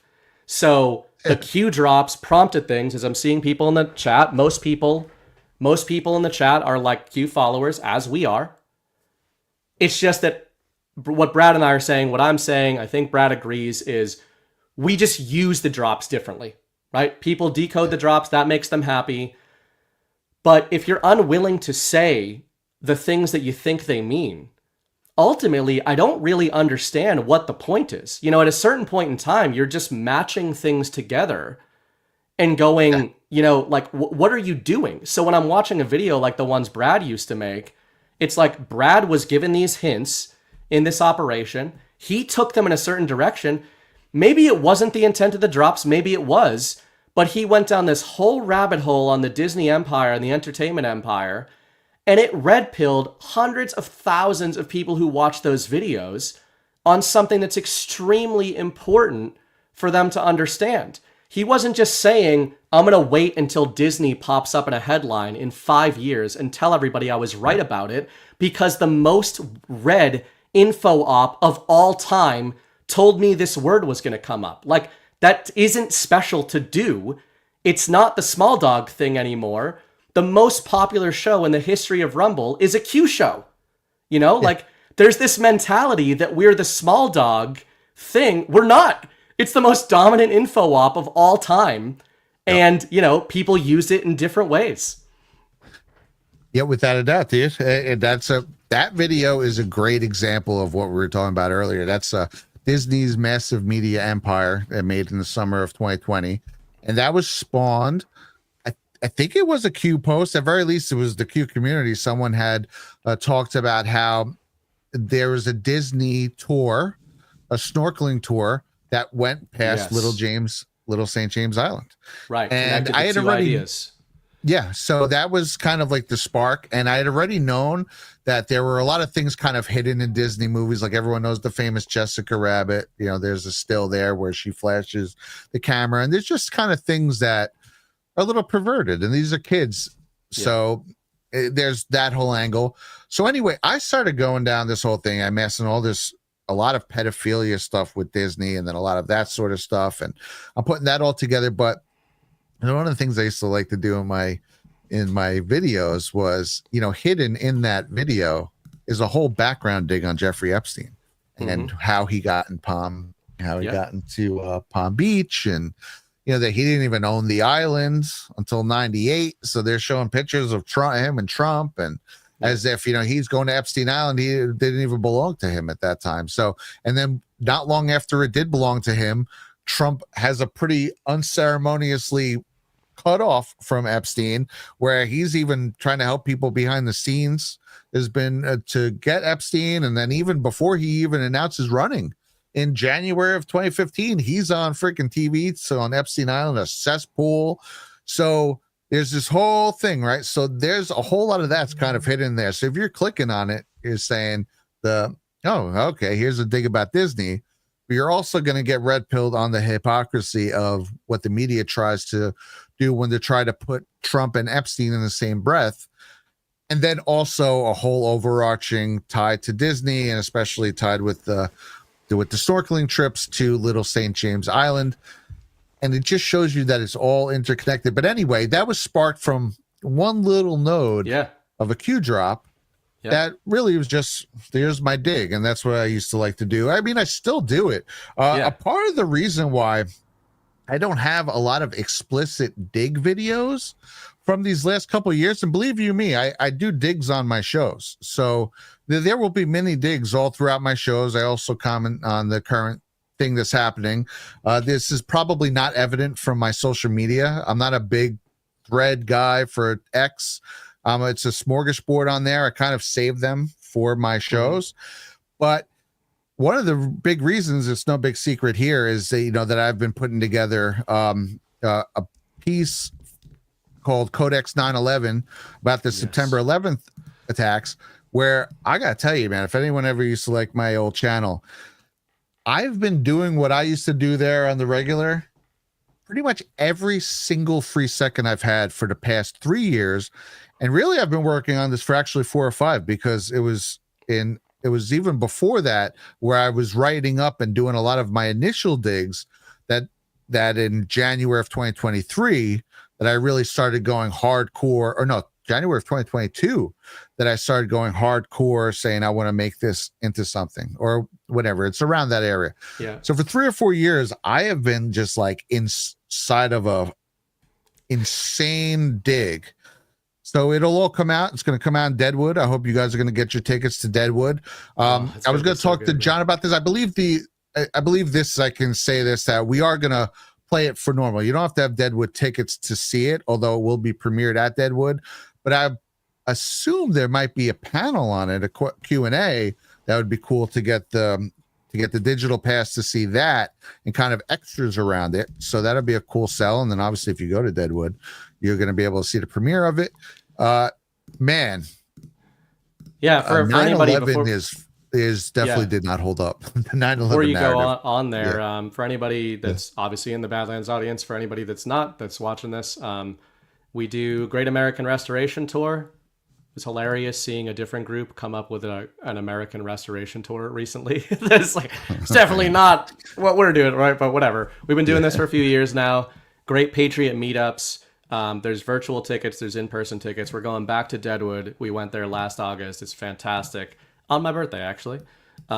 Sweet. So Great American Restoration Tour, stop number 9, Deadwood, South Dakota, August 14th to the 17th, 2025. And you guys can come and join us there. Yeah, we're going to have panels. We're going to have hangouts. We're going to have dinners. And we are going to watch. I didn't actually know that we were watching your documentary at that time. That's going to be fucking awesome, man. Yeah, I'm pretty sure John and I have talked about this. I don't think anything's been explicitly put down, but I have no reason to believe that that's not the plan. So I'll tell you a secret, Brad. Nothing is ever put down with John. Okay, he has a handler named Mrs. Bright, and Mrs. Bright is the one who tells him what's happening at Deadwood. So well, now if you want something to happen, if you want something to happen at Deadwood, you can go right past John and talk to her, and she'll make it happen. But I've been led to believe we may be viewing this at Deadwood. All right. At very least, Brad's been led to believe something that he's now leading all of us to believe. And if we all manifest our belief together, then it will happen. But man, yeah, that's as somebody who's written books, totally different. Like I can't stay on a dig that long, but I totally understand working on something for that long. And then putting it out there, and man, people got to be looking forward to that. I'm looking forward to seeing it, and I'm looking forward to also not to put down that, but also you freeing up after that as well. Just being what does the targeting system focus on next? But that's going to be awesome because it's almost like one of those narratives that we take for granted. It's like, oh yeah, 9/11. Yeah, everybody knows about that. It's like, well, do we though? I mean, you probably know it's bullshit, as you said earlier in the show. It's a lot of us in the info war have picked up on what is not the truth, but it's much harder to get into what might have actually been going on. And Brad, I've seen little hints of Brad's dig on this. I think shared a couple of things here and there, right? You wouldn't be digging on something if you didn't have a lot of interesting stuff to tie into it for this audience that I think they probably haven't seen in the way you'll present it. Yeah, well, that's the thing is, 9/11, and there's so many different moving pieces to it, right? And each one of those moving pieces has several different narratives, whether you be several narratives on what allegedly happens, several narratives on what the truth community thinks happens. And it's kind of like I've tried to do my due diligence, digging into everything as hardcore as I humanly possible and say what's true and what's not true. I mean, spoiler alert, I am 110% convinced there's planes. I'm sorry. I mean, maybe this will convince you. It's not the point of it is to convince anyone of anything. I'm not even going to necessarily make a point against the no planes theory. I understand where that comes from too, but there is a lot of moving points to 9/11. There's a lot of buildup. I've been doing a lot of digging on the 20 years moving up to 9/11 because I feel like it adds very important context. It's often left out, but again, there are bits and pieces of all this that are everywhere. I'm going to tell you right now, you've run into pieces of 60% of this in different places. I want them all in one place. I want to show you the full picture. I want to show you what those different pieces look like in the context of the full picture. And I want to make it palatable. I want to basically, there's some certain things that, they're pretty complicated. So I want to take them in and basically translate them to English while showing you the documents that I'm getting my information from on screen. I always like to show my work because I want people to be able to go back and pause it. Like, well, I'm going to go get the PDF of that and read it for myself. And then I also try to make sure I do that because I do that, I try to make sure that I'm not misrepresenting it. Maybe I'm only saying one sentence from this thing, but when you read the whole thing, you're going to be like, yeah, that sentence. Okay. I get why he's saying that in that context. So I want to just make a full on, that's why I called it Codex 9/11. Just here's what I'm pretty sure happened. At least these things did happen, and they definitely don't align with the mainstream narrative. So that's what I've been digging on. So for everyone who's missed, like, why aren't there no more Where We Going? We Go All Dig videos? Well, there's a lot of mini ones all being looped together right now over the last however many 3 years. So I hope Brad you guys has been I'm really excited to present it. Yeah. He has been charging a Kamehameha wave in the info war for about half the length of a Dragon Ball Z episode, and he is waiting to unleash that. You were a man of culture, right? You're a DBZ. Is that a DBZ figure behind you? Or is that Wolverine? This is one William Hallett. That is Wolverine. All right. Yes. Also based. I'll take that as well. Yes. Yeah, man, that's going to be so awesome to see. But this is where maybe a burning bright Brad Zerbo conversation for another day, but this is where Marvel jumped the shark and made Black Panther white. I don't know. I was like, I haven't ordered a comic book in years. I was like, I just kind of want that. It's hilarious to me. They jumped the shark in the comics before they even did in the movies. That was the precursor. They always do. They've taken everything we loved, but we 2015 we can rebuild Marvel comic books were like total AIDS, and now the movies are catching up. So. Man, I love the the meme, the meme of the little domino, and then it's like the bigger one, and then the huge one of like how it started, right? And like for me, it's kind of like they made comic books gay, and then like I'm a professional info warrior at this point, right? Like, like I'm into Trumpism. I'm into I got into the Q drops, but really, like, you guys made everything I liked gay, and fuck you. Like, you just wouldn't stop. You could have made like Iceman gay. Like, making Iceman gay was gay enough, right? That's pretty bad, yeah. But then you had to make everything gay. You had to make Luke Skywalker a doomer. You had to make, just everything. So that they fucked up, right? Like they thought they screwed up because they exposed that they're like a satanic pedophile ring and that they committed 9/11 and all. Like, listen, all that stuff's bad, right? It's one thing, right? Yeah. That's one thing. But where you fucked up is we had a good thing going. Some comics were going well in the early 2000s. Yes. Movies were on a run. We had the Lord of the Rings. We were ramping up, right? You guys had us. You were still fucking around with the world. You were committing all your psyops. We didn't care. We had some good movies. We had good eating in the comic book world. Good video games. Like, we were good. And where were things going? Game of Thrones was good way back then. Yep. And then you made everything gay. So sometimes, Brad, I believe that it was the Patriots who made everything gay by infiltrating Hollywood at the top levels and greenlighting the gayest shit that they could greenlight because they knew it was the only way to radicalize a whole generation of guys who were not going to pay attention to this stuff otherwise. Yes, dude. It's my pet. You take me to Brad Zerbo, 2015. I was obsessed with comics, obsessed with Star Wars, and obsessed with baseball. And they took the sporting world and turned it totally freaking cuck gay. They took the comic book world and destroyed it. And then Disney bought Star Wars, and the first thing they did was said, "Hey, you know the 40 books you just read? Yeah. They don't matter anymore because we want to make some crappy movies." So yeah, they literally destroyed everything I loved, and was like, you know what? Now I'm going to read Behold the Pale Horse because I have nothing to read anymore.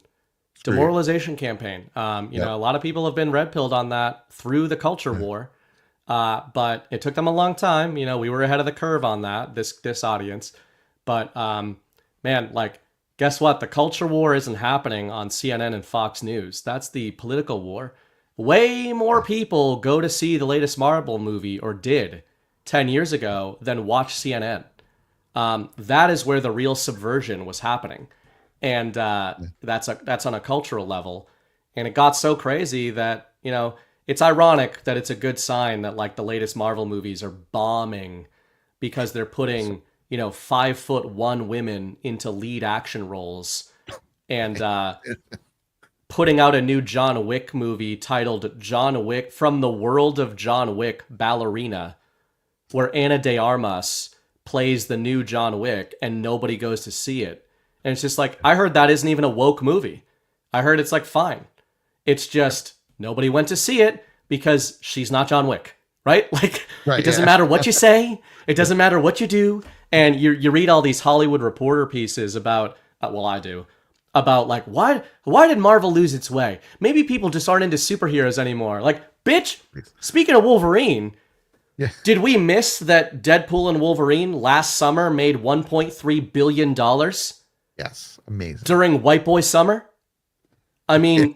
Yeah, just make a good movie, we'll like it. Yeah. And that the most badass cameo in that was Wesley Snipes' Blade. Like, that's cool.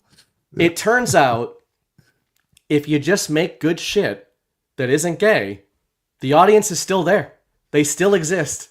But yeah, anyway, I don't know how we got onto that, but it went from 9/11 dig to everything being gay. We're gonna. They kind of work together. That's it. Yeah.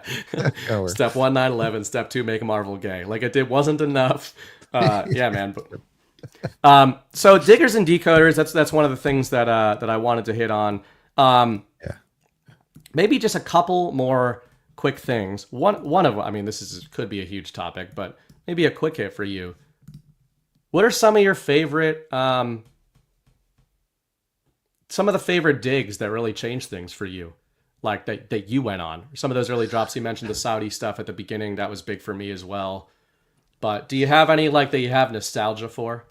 That you're like, oh, I really liked going down that rabbit hole. Yeah, right. I think kind of looking into individual politicians, kind of based on one of the early statements, they said that 70% of Congress was compromised. You know, and at that time I was just like, those darn Democrats. And then again, you know, I started having to take a little my own medicine and realizing, well, it's not everyone. You know, that we almost got away with it if it wasn't for those meddling Democrats. The sons of bitches. The 9/11 stuff, I actually went into that really early. I technically started this 9/11 dig in 2017. That really blew my mind because I was full on, let's nuke the Middle East. You know, maybe not literally, but like, they're let's go get them, man. Look what they did to my backyard. So that was a big one. I'll tell you what was one. It was a little later on, but to me, it always sticks out. Was digging into Ukraine in the spring of 2020. And I know you could appreciate this. And it was weird because there was a lot of people who would kind of reference Ukraine in the context of Burisma and what was going on with Hunter Biden and stuff. Right. But every time I'd see it, it would kind of be this gloss over of Popovich and like all their names are like insane, right? Yeah. So none of it ever really stuck with me just as a peripheral. And one day I was like, you know what? I'm sick of not knowing people talking about. And I just dive into this huge Ukraine dig. And it wound up being something that I put out in, I think, maybe June of 2020 called Ukraine, A Cautionary Tale.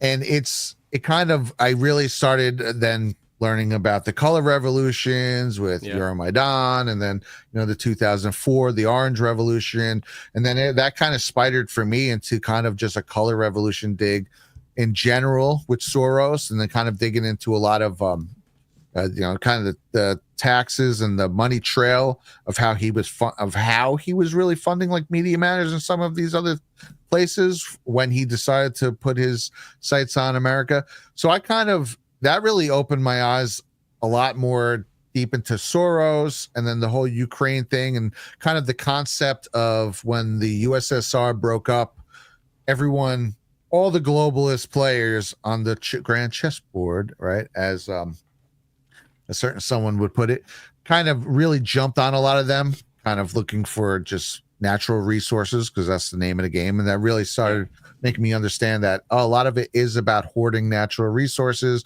while convincing your public if they use any, they're going to destroy the planet and kill everyone. So that was kind of like that whole exercise in that was a red pill. And it was funny because I was just on the heels of finishing that when the George Floyd happened. And then all of a sudden, essentially color revolution came here. And I was like, well, this is going to look like I'm some sort of clairvoyant, because I was like a day or two ready to drop that. And then I drop it, and it's more relevant than ever. I actually shoehorned a little bit of what was going on with George Floyd towards the end, unplanned, because it was just so, like parallel and everything I had just been looking into. And so that was a very game changer for me, eye-opening of just how everything really networked. Man, that really makes me loop back into what we talked about, or I accidentally ranted about, of the digging versus decoding. The way you just framed the ending of the Ukraine dig there, that it sort of allowed you essentially took the hints from the drops, right? Yep. You dug on it, and in the context of this conversation, what Brad and I mean by digging is like getting prompted down a rabbit hole and trying to learn everything you can about that. And then what you were able to do is understanding what was happening in Ukraine was not just a gateway to understanding the context of Ukraine. It was understanding how color revolutions are fomented. First of all, what they are, as you pointed out, how they are fomented. And once you understand that, like I make so many combat sports analogies because that's what I did for a long time in my life. You don't have to have ever fought a specific opponent to be able to map his moves in advance. If you have trained enough and you know what comes after a jab, right? Usually it's a cross. And there's patterns that people fight in. And you don't have to have fought the guy. Like, you might have learned that in a bad way in an earlier fight. One fight I had infamously was that I was patterned because I kept ducking a right hook. And like the fifth time I ducked the right hook, I ducked right into a head kick. And what happened is the guy patterned me right into the kick. That never happened to me again, right? Because I understood that I could be being patterned in fights. So I understood how striking patterning worked. And then I could see when somebody was trying to pattern me. And then you can do something called pattern breaking. There's all this shit that applies to the info war. But when you see a template like the Color Revolution playbook, to me, this is maybe a less fiery way to put my animus toward decoding versus digging. Yeah. If you took the Ukraine hints and stopped at Ukraine's probably going to be important, I should keep an eye out for when Ukraine hits the central narrative. To me, that would be decoding. You have decoded the drop. You are taking what's in the drops and you are trying to map it onto the info war. I don't think that's useless. I think that it's good if you've been seeded with the idea that Ukraine might become important in the central narrative. Iran, North Korea, a lot of the stuff you open the show with. But what Brad does, and what I think it was the point of the drops, was not to tell you just Ukraine is going to be important, wait until you can match it in the future.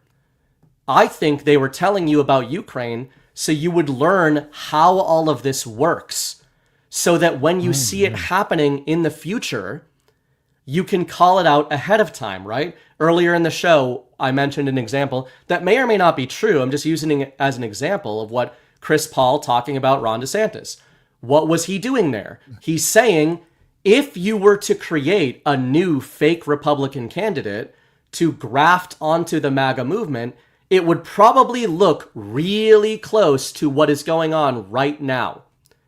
And none of it is talked about in the drops, right? You didn't need the drops to see where that was going, but the drops informed the idea that people can pretend to be MAGA who are not MAGA. There are patriots and there are patriots, right? Like, you're seeded with some of these ideas, but you don't wait for headlines to match them. You just learn, here's the underlying truth that I am being exposed to. Here's how it works, and here's how much it's happened in the past. You know, like you said with Ukraine, you can map that color revolution playbook onto so many things from the past, and then, as we open the show with, you can map the Ukraine Maidan coup playbook onto what was going on in LA last weekend. Yeah. And if you were waiting for drops to tell you about that, there are no drops that tell you about that. You had to learn, why were the drops telling you about Ukraine? It's not because Ukraine is a character in the story. It's because understanding what happened in Ukraine and informing yourself about it is going to allow you to see this shit happening in the future. And I think that that's what it was all about. And we were, the drops were formative for a lot of us in like learning how proxy states worked, learning how color revolutions worked, and paying attention to a lot of how this stuff worked so we could see it in the future. Dude, 1,000,000%. They were giving us the patterns that we can use as recognition points for when things similar start happening. We're like, wait a second, I've seen this already. They're probably going to do this, heads up. And digging into things, I think, was the main edict. I did have a kind of a breakdown of what I thought the plan was here, and one of them was... Let's get into the plan. We said we were going to tell everybody. Brad has the answer. And one of them is to get us to enlighten us, right? And to get us to dig and all these different things. And, you don't have to share that. Oh, okay. I just have it written out, but I think what I'll just say, first of all, one of the big things was to get us to dig. So that's why I'm very passionate on that, but also to present things and go on that. But I'd say the plan to save the world for me, this is what I break down, is 3 parts. 1, to cut the strings. This is what I think their plan is. I'm sorry. This is what I think their plan is. The plan to save the world, the people who we think are doing this, and it does involve us. I think 1 is to cut the strings of bad actors, foreign and abroad, namely big money oligarchs and powerful families, away from the United States, basically to detach the United States from the machine. I think that is 1 part of their plan. 2, where we come involved, and what Bernard Bright and I have talked about a lot in this episode, is to free the minds of the public from this all-encompassing mental prison that's kind of locked the general public into. So that involves destroying the illusion of TV news, the concepts of the networks in Hollywood. This also means breaking the social media spell, which uses, I don't know if you're familiar with social mirror theory, right? Which kind of, between that and bullying, it kind of molds people to whatever desires. Social mirror theory, it suggests that individuals' sense of self is shaped by the way they perceive how others are viewing them. Right. And so by doing that, through social media and wanting to fit in and group dynamics, Chris Paul talks about party of false decorum, and there's absolutely that going on in the truth community. Yeah, good one. Without a doubt. Yeah, and it's easy to get lulled into it. Doesn't necessarily mean you're bad, but they have the best minds ever trying to relock you into this mental prison. But I think one of the other plans to save the world, the drop part, was to break us free of that. And I think that was for us, and to also turn us into other red pillars. And then 3, and this kind of breaks down to a couple of parts, is to dismantle the institutions, basically the tools of the machine that they've built up in the United States, right? We want to detach us from the bad actors. We also want to dismantle their institutions. It's multifaceted. The debt slavery monetary system, that's our central bank, the Federal Reserve, basically, that's used as a way to siphon monetary resources from the public to do these things. Next, I think, is to reform and curtail bad actors in the Pentagon, right? This is used to siphon human resources, like via our military, from the public and wield them as a weapon for these people. And I think also with the CIA, same thing, siphoning human and monetary resources from the American public as a way to run spycraft on behalf of bad cabal actors attached to the United States. So altogether, that's what I think their plan is. I think they tried to lay out as much as humanly possible in these drops. And I think that's why we hit them from time to time. I don't think it's some sort of like fortune teller that in April 24th of 2018, someone was like, yeah, all right, write this. And then by the time when we get to July of 2025, that's when this one's going to go off. I think they have a plan. And as it goes off, it's going to align with some of the drops because they pretty much told us this is what we're trying to do. So we're going to see parts of that. Maybe it'll land on a day that's a delta from time to time, but I don't think everything has to be like, oh, only if it lands on a 5-year delta doesn't matter, and that they really meant it. Like, I don't think they were fortune tellers. I think they told us what they want to do, and they're going to hit things along the way. And some of them will line up, some of them won't line up, but they've already told us 7 years ago what they're trying to do. Very well said, man. I think the deep state was after that piece because you were breaking up a little bit. Your audio came through the whole time, but your video broke up a little bit. So we still got the definitive answer for what the plan is from Brad. No, but I think that's all well put. It also makes me think. I try to take the term first principles gets thrown around a lot in the info war and the truth community. And I think, like many things, it can become a little disadvantageous that these things become shorthand because then people kind of skip over what they're supposed to mean. So for me, first principles really means boiling things down to their components, to their baseline components, distilling them down into the most foundational truth you can find, but more so being able to project those things forward. And this is why I often say that while I do believe that the Q drops were part of the plan, a huge part of it, that I think that they were extremely effective and good and are partly or fully responsible for a lot of people getting into the info war in a good way. I do believe that they can still be valuable, but I think it's important that people think about the world 20, 40, 60, 100 years from now.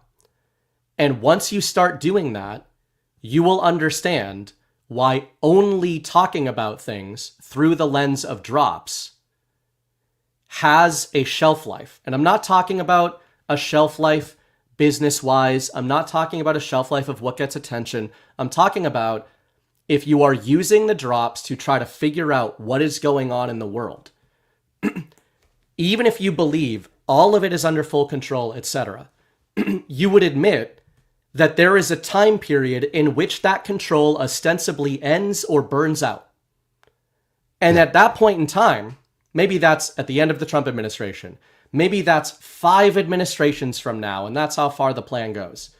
No matter how much you trust the plan, if you have not come away from the drops with a foundational understanding of how the deep state operates, how it got into its positions of power, and most importantly, how to counter that, then there is no way you're going to teach your children and their children and generations hence to prevent this stuff from happening again, right? Yeah, important, right. I think it can be valuable to teach future generations about the Q drops, right? The same way it's valuable to teach future generations about the Socratic method that the Q drops use. These are first principles, right? But matching drops together in 10 years is not going to matter And in 20 years, it's definitely not going to matter. It might matter right now, and it might matter in 3 years, right? But I think that this is why I focus so much on the difference between digging and decoding and all that. And, Ash uses a term that, she used in the business world. It's used in Intel, but the term change network. I think if I'm looking at what was the plan, I agree with everything you laid out. I think that the drops were using the Hegelian dialectic, problem, reaction, solution. They were diagnosing the problem. And I think that that was a massive thing that they did and were highly effective. Here is the problem. Here is the premise of why your world, you've all found the Q drops because you've recognized that something is wrong with the world. We're going to tell you what's wrong with the world and how it works. The second part of the Hegelian dialectic is reaction, antithesis. Thesis, antithesis, synthesis. That's how it works. It's a logical dialectic. We are the reaction.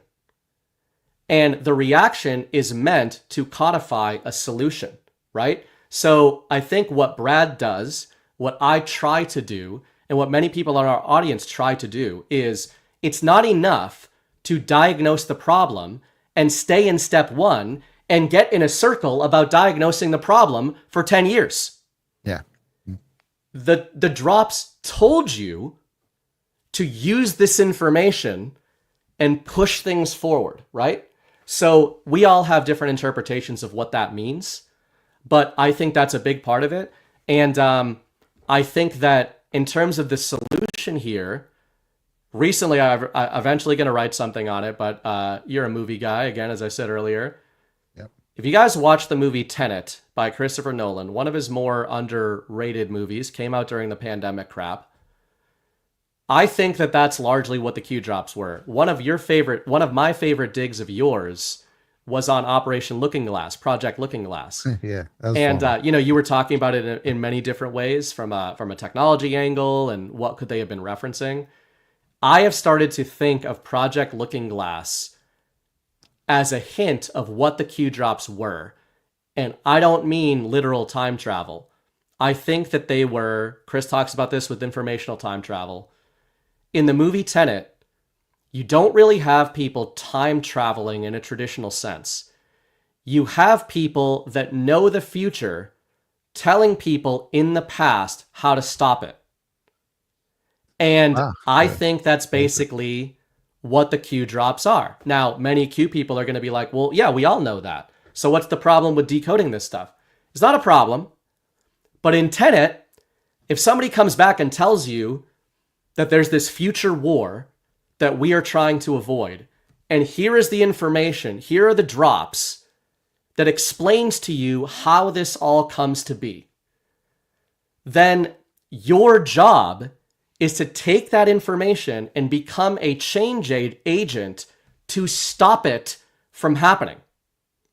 Yeah. Without the action of you moving forward in time with that information in your head, it doesn't happen.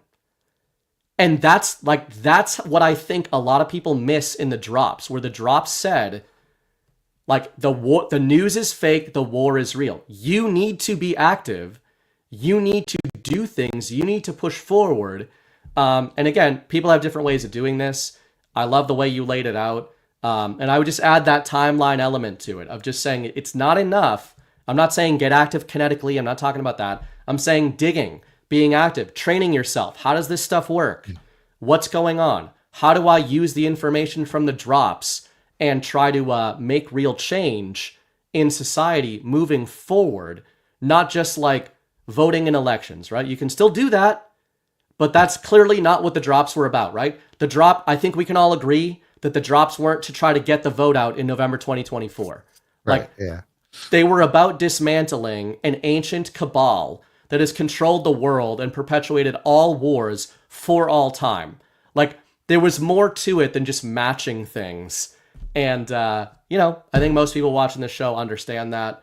But hopefully this was a bit of an illuminating way that at least we try to distinguish that. And a lot of this came from Brad and I even talking privately of saying, you know, man, for me, admitting, like, as somebody who really got a lot out of the drops and feels a real, you know, kinship to those early days of digging and everything, why do I feel so frustrated these days? Why am I coming off maybe in a negative way that I don't want to be coming off toward this stuff? So hopefully that gives some context there of like, I am a Q guy, Brad is a Q guy. We have a certain way of looking at what the point was there. And I think it's like any battlefield, like you can have a general who's deploying a plan, and then the legionnaires down below him are maybe interpreting that in different ways and moving on the battlefield in different ways. And that's going to cause some natural tension in the ranks. Yeah, and this is something I said earlier. I kind of said it quickly, but I'm a realist. I know the drops mean different things to different people, right? And obviously, these are just our theories. So maybe it'll come out that we were the ones who were wrong, but man, I just don't think they were there to play match game. Yeah, I don't think that's the point of them. I think they could still. I think there's definitely a shelf life, but I think there's also still things that will be timeless. Like, for instance, for me, when this started happening with Iran, I felt like from when I went back to some of those early drops, and I felt like it helped me feel like I had a little more context of what may be really going on, and just through the lens of Iran being a proxy. That's something that was useful information to me back then. I think it could still be applied now, but it just in doses like that, I think is where they can be really utilized.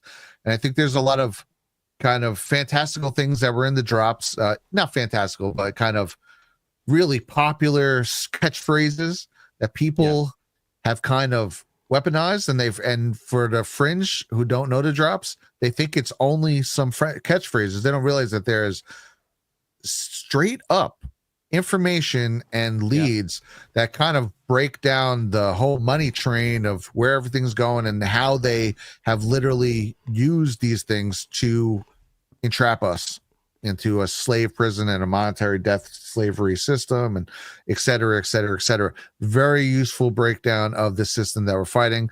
But to your point also, what now you just said recently, just in that the beginning of that spiel, was about, well, what's part two? Because I do think, what do we do? Just literally going through them all the time is just kind of a weird cycle. So for me, I think something that our part, a lot of it, is to continually try to red pill as many people who don't get it yet. I think that will always be at least one part where we can help, because the more people who know, the harder it is for them to push their crap. But then also too is, man, I think there's a lot to be said about breaking free of the system as much as possible. I think the more we can end our dependence on their system, obviously without just moving to the middle of the woods and going full homestead, right? Not a lot of people can do that, but you can grow some food. You can maybe raise chickens. You can maybe find ways to lower your bills, or you can maybe try and find a neighborhood that isn't $12,000 a year in property taxes, and maybe you have $3,000 a year, and then there's less pressure for your job, the money to come up with. There are just different ways to where I feel like if we can stop ourselves from being so dependent on their system, is a good move forward and would be a good precursor to entering the golden age. Yeah, well said, man. And that goes back to different way of looking at, I was talking about it from an information war lens, but the decentralized collective sort of theory applies to what you're saying on an actual level. Like you said, the less dependent you can get. Mrs. Bright and I have been talking about, like you said, partial homesteading. We're under no illusions of like we're going to go out in the woods, and because I do believe staying plugged in to a certain degree is helping you change the system as well and amplify this stuff. But yeah, I'm like, hey, let's look into what it would take to start raising some chickens. Let's start growing more of our own food.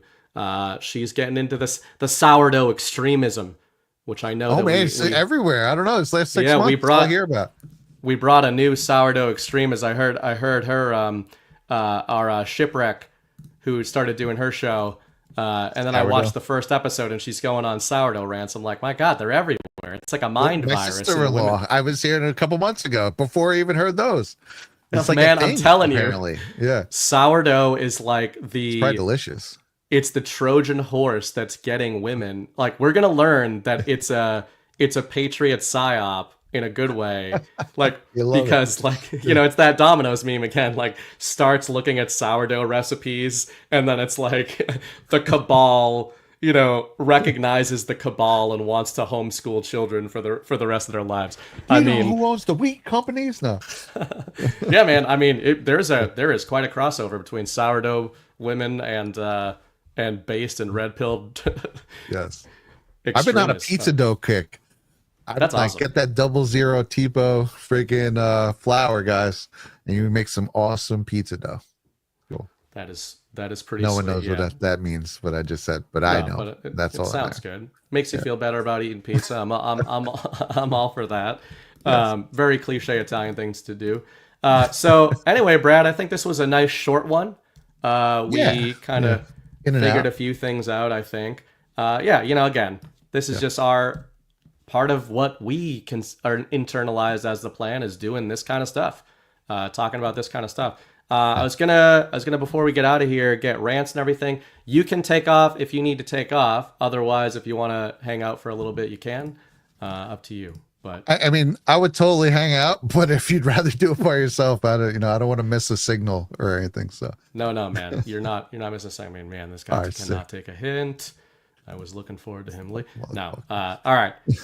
Rumble rants. Tom Terrific, $25. Happy Father's Day. Here's something for the fam. Go get some ice cream. Thank you, Tom. No ice cream today, but we did get fish and chips. And yeah,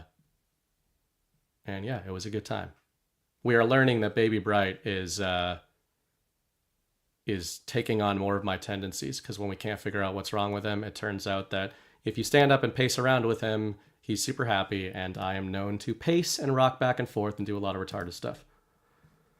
12 Indie Boy, $5. Happy Father's Day. Thank you, even though I hate that guy, Indie Boy. Just kidding. Eleanor, 2000, $15. Happy Father's Day, BB. Thank you. Derek Ujano, $10. Wish I could meet him. Are you a father now? I am a father. I am a father. Oh, I haven't heard you mention that at all. Yep. Yeah, it's funny, 6 man. months. I haven't seen 400 pictures of your kid. I actually love it. Dude, I gotta tell you, Abby, same thing. We talk about that. We are so freaking psyched for you guys. And I see it in your face. You know, I get the privilege of seeing some of these behind the scenes pictures of Baby Bright. And you're just beaming in everyone. And even when I'm exhausted, I'm run ragged and exhausted. Delusion, right? Yeah, man. When that kid smiles at you, it hits you with like a code unlocks. It can be so annoying. Like even today, she was with him. You know, he woke up at like 3 a.m. pooping his brains out, so she grabbed him, and then she said, "I get up at I slept in today." And for the first time in a while, I get up and she's already been on a tour of duty with him. So she hands him over to me, totally done with him. And then right when she comes back down from the shower, 10 minutes later, he smiles at her and she's like, "Oh my God," takes him back. That's why they make him cute, right? That's what everybody says. Yeah, or else who would put up with it? I know everybody says this, but my kid is fucking cute. Everybody says this. He's going to be a lazy man. I agree. That's a handsome boy. That is a handsome boy. All right. Thanks, guys. Kirsty Eccles, $20. Love Badlands because you're honest and real. Thank you. Kay Kelly, $10. BB and Brad, your homage to Cranop was very touching. You touched so many. I know his passing is hitting you hard. Thank you for sharing your fond memories. Yeah. Crane, love that guy. And yeah, it is what it is, right? But the journey ends. Blue eyes. Who is this? This is I think there's sourdough extremist tendencies in this user. I've noticed. Blue eyes 88. Post 4511. This has never been attempted. Use of general public to counter the narrative propaganda pushed by controlled media. Yes, that's a good woman right there. Whoever whoever posted that, I have no idea. And I like that because the key word in there for me is counter, right? countering the media does not mean just matching things forever. Right. It means saying like, well, what do you think about what's going on in Israel? What do you think is the background of this? And, so preview for next week's show, I'm going to have Ghost back on the show. We're going to talk about a lot of this Middle East stuff. I'm sure a million other narratives will come out in the interim. But part of why I like talking about Ghost, about that theater in particular, is not because he's necessarily right about everything he says. Of course he's going to be wrong about shit. But if you talk to Ghost about the Middle East for a couple hours, you are going to understand a lot of the foundations and how these, nation states came to be and what these regimes are kind of made of and the history here. So that's part of what that countering is all about, is learning about this stuff. Absolutely. Blue Eyes sent another one over. Guys, let's do a $5 challenge for these two. You guys deserve it. Thank you. Abby, I think that's money laundering technically. But no idea what you mean. Yeah, I don't know. Claire Cat, $17. Speaking of 17s, happy first Father's Day, BB. Thanks very much to you and Brad for a fantastic episode tonight. Appreciate all you do and many blessings. Thank you, Claire. Derek Ujano, $5. Challenge accepted. Death Blossom 17, $20. LOL, even without the face, we recognize the voice. Brad followed you from 2018 through COVID and into the golden age. Yeah, Brad has the most distinctive delivery of anybody. Who, me? I got a whole me breakdown. And a couple mooks, we was watching the game, and these Q drops come up. Oh my god, I was watching a random scene from like a Steven Seagal movie, right? And he's pretending to be Italian. It's like the worst like New York accent I've ever heard in my life. It's really funny for that reason though. But it's a cool scene, and he's kicking someone's ass, and he called them a fucking mook at one point. I saved it. I gotta clip it out for you. Oh my god. Seagal's always been based, and he was on the Putin train long before the rest of us were. So Steven Seagal's been. Oh really? Right on. Oh yeah, he's That's a close awesome. friend of Vlad. Yeah, I took a little Aikido back in the day. Not enough it's to got like its uses. threaten anyone with it, but I once fought in a league for a guy, Jason DeLucia. He was in the UFC, like UFC 2 and 3. Okay. Oh, they go old school. Old school Valetudo, bare knuckle guy. So he created this league that I fought in like 15 years ago. And his claim to fame was he was in an article in Black Belt magazine because Steven Seagal in the 90s or late 80s had put out a challenge to American martial artists to like find him and challenge him to a fight. So DeLucia camped outside of his house in California for days trying to challenge him to a fight like an old school samurai movie. And Seagal did not show. But that's hilarious, man. Holy shit. It was a psyop the whole time. Well, and I knocked out there's a big Jason shit DeLucia's talkers to go. I knocked out DeLucia's student with a head kick. And he good time. He liked me. Anyway, Derek again says $10. It's crazy how black pillars complain about no arrests when Epstein was arrested under 45 and his child sex blackmail ring was shut down, which resulted in children being saved from going there anymore. Yep. So Nexium, Weinstein, you could make a John of God. You could do a whole freaking list. Yeah, man. That's why, again, it's not that everything is going to happen. It's that a lot of stuff has happened and is happening. Yeah. Cam Cooksey, another guy. What the fuck's this? Forever Psy Wars are still forever wars. Yeah, good way to put it. I like that. Mentioned Chris Paul a bunch, as I usually do. He had a great article a few weeks ago called Hoodwinked. And I like the way he puts it, where, he also agrees. He's a little harsher on the drops, but he agrees that they had a lot of great uses for a lot of people. But I think it's hard to argue with his conclusion, which is that the point is to eventually not need good psyops either. Like, right? The point is that eventually they don't have to speak to us in code about things. And the sooner that we develop an understanding, the sooner they can do that. I always postulated that the timeline where everyone wanted everything to happen was very much predicated on how many people you could wake up. If there has to be past a certain amount, or else it's never going to fully work. Right. How do you feel about the Yankees getting swept this weekend? I have pretty much rejected sports for the last 5 years. I don't even know that they got swept this You week. haven't rejected their hate symbols, I see. That's right. That's a symbol of hate to my people. Did they get swept by the Red Sox? I'm taking They it. did. Of course they did. Bunch of mooks. Well, Gobble who's in goo. first place still? Don't worry about it. Okay. It's not about that. It's not I about mean, that, I don't Brad. watch anything anymore. Sorry. Bobby Few. So many of us recognize the No Kings movement as a BLM repeat with the same players.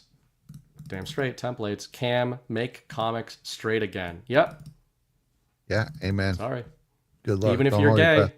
I can be cool with you if you're gay, but I don't want you around anymore. I don't It's want like- you in my comics anymore. You know what it is? It's like I was always my whole life like, whatever, teach his own. I'm fully down with America. I just don't want to see two dudes kiss. I just don't want to see it. I don't have to pretend like it's okay. It's just jarring and annoying. Yeah, absolutely. It's gross, guys. Sorry. Gross. Being gay is a little gross. I'm just saying. Yeah. Do it. I if support you're your into it. right to say so. Being a Yankees fan's gross. Like, we all have our proclivities and our sins. Steph Asia, challenge Matt. Thanks, guys. Tattooed teacher, happy Father's Day. Thank you, teacher. Cam, not money laundering because Rumble takes 20%. Abby ain't a mook. That's right. Opinions vary. Deborah Stars, can't seem to get this to go. Happy Father's Day. Keep the outpouring of love going. We're winning. Well, you got that one to go. So appreciate that. I'm going to do a very rapid fire. Oh, I also got a Badlands boost for $50 from the real Rebecca Foster. Really appreciate y'all. Huge thanks from Destin, Florida. So thank you. Just every piece of her info right there. Social security number. No, it's kidding. First Now name, we whacked last that name, one up, right? Since I town. was on the show. When Right. you read it. Yeah. This is Bob Smith of Mobile, Alabama. Social security number. Just wishing you guys a happy. No, thanks a lot. Really appreciate that. A couple rumble rants here. G Fonte's Mets, most wins in MLB, more L's than Detroit. Were swept by the Tampa Bay Rays and Queens as well this weekend.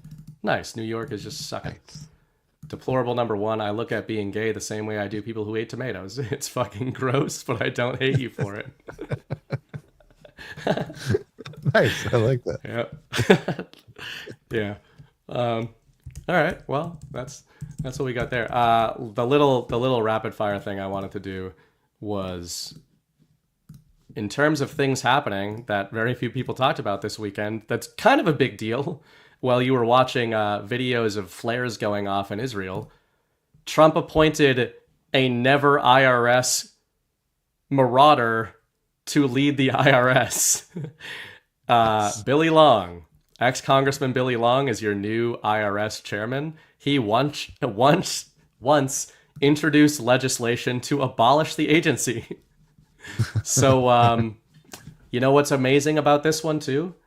The media is picking up on the Linda McMahon template, and they talk about it right in here. Long is not the only Trump appointee to support dismantling an agency he was once assigned to manage.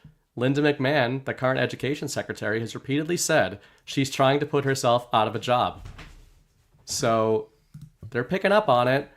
And last little thing here. Cash used go to ahead. talk about destroying the FBI. That's why a lot of the public narratives where people get mad about certain things, I kind of feel like, just let these guys cook. Let's see what I they agree can with do. that. I agree with that if you stay on the signal, which is the dismantling or the changing, right?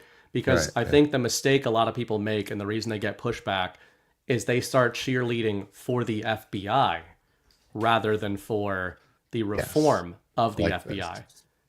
And I think that's a little. And I just had this little collage here of, again, speaking of sometimes it's in plain sight. So keep in mind, in the context of World War III is happening, Trump's what's going on, who's in control of what's happening. We've got Trump rejects Netanyahu's request to join the war. We're probably going to see back and forth on this. Then we've got, keep in mind here, Brad, this is all very serious. Donald Trump is involved in World War III. There's Russia and China publicly support publicly support Iran. So I've been calling them the new Axis. We've got a new Axis in allies. And this is how Donald Trump feels about these guys. Very, very serious. President Putin called me this morning to very nicely wish me a happy birthday. But more importantly, to talk about Iran, a country he knows very well. We talked at length. Much less time was spent talking about Russia and Ukraine, but that will be for next week. He's doing the planned prisoner swaps, blah, blah, blah. He feels, as do I, this war in Israel and Iran should end. To which I explained, his war should also end. And then we've got China joins Russia in condemning Israel's attack on Iran. So, to me, those are just some of those, like, Trump can put out his fire and brimstone post and neocons run with it. And then the next day he's like, Vlad and I had a birthday conversation today. And we talked about how war is bad and how, like, this one should be over soon, but that's next week. And then we're going to talk about, so these are those little hints to me of, like, we are largely watching the narrative translation of things that have already happened. You said early in the show the deals are done. I say that all the time.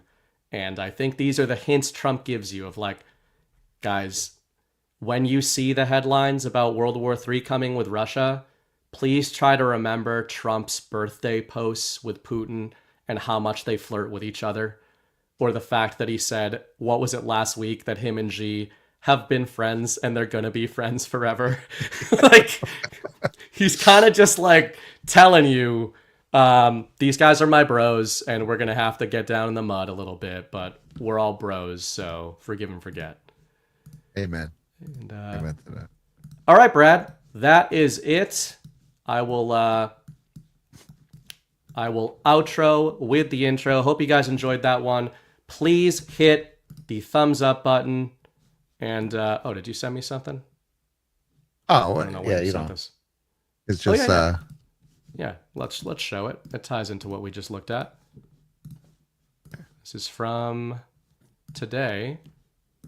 Trump vetoed Israeli plan to kill Iran's supreme leader, U.S. officials say. Now, again, we don't know what's true and what's not here. Yeah, allegedly, but being put out there. And, again, earlier in the show, I pointed out a few headlines that showed you that the media is in whiplash right now. First, Trump is against Israel. Then it's a secret plan and he's with Israel. Now he's against Israel. Now, who is that affecting? It's not affecting Donald Trump. It seems to be affecting the media propagandists, and they don't know which direction this stuff is going in.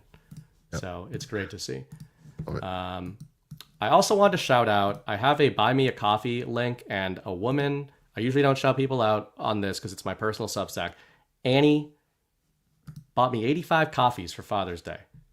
And really appreciate that. We really appreciate, we've all got our own platforms as well. When you guys support us, it means a lot. Thanks for supporting the show. Please hit the thumbs up button. Please share it. Hitting the thumbs up button helps us get on the leaderboard. If you found value in what we did here tonight. Brad, what do you got going on this week? This week, I will be back on Brad and Abby Live. Tuesdays on Badlands. And then Altered State, and where we're going to go all after dark on Wednesday. So good stuff, be man. An interesting week, so it's going to be fun.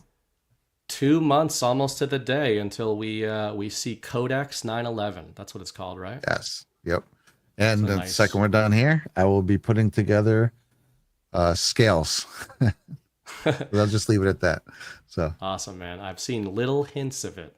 Yes. But not a lot. So looking forward to that. I'm going to outro with the intro.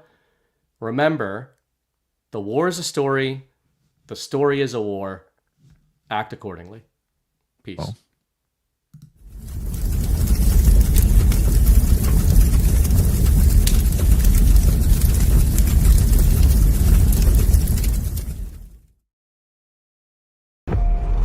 We were sleeping.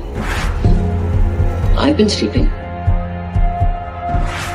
I've been turning away from a truth I wanted not to face. There is a wound that won't heal at the center of the galaxy. There is a darkness reaching like rust into everything around us. We let it grow, and now it's here. How many men have you killed, Malone? I don't know. 50? 100? Countless. Countless has a nice ring to it. And how many lives have you saved? 500,000. proclamation of King's Landing.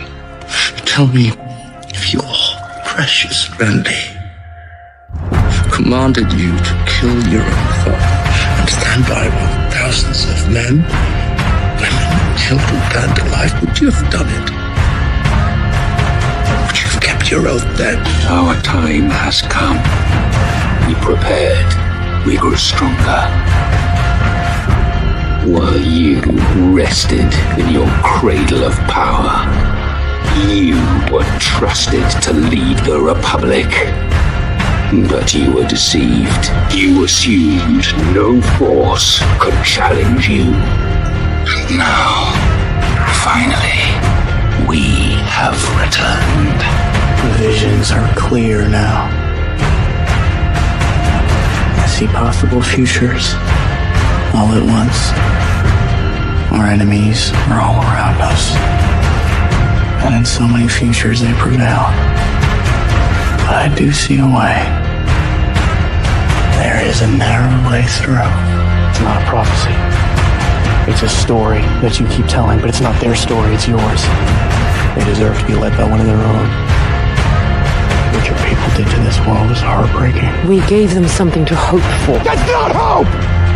We have survived by hiding from them, by running from them. But they are the gatekeepers. They are guarding all the doors, they are holding all the keys, which means that sooner or later, someone is going to have to fight them. I wish none of this had happened. So do all who live to see such time, but that is not for them to decide. All we have to decide is what to do with the time that is given us. Forgive me. I did not sin. I have failed you all. You will bring me. Captain Armor. I do not know what strength is like that. But I swear to you, I will not let the White City fall. Our people fail. Our people. Our people. I wish you good fortune in the wars to come.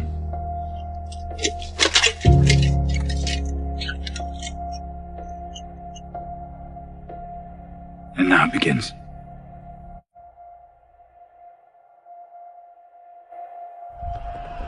No. Now it ends.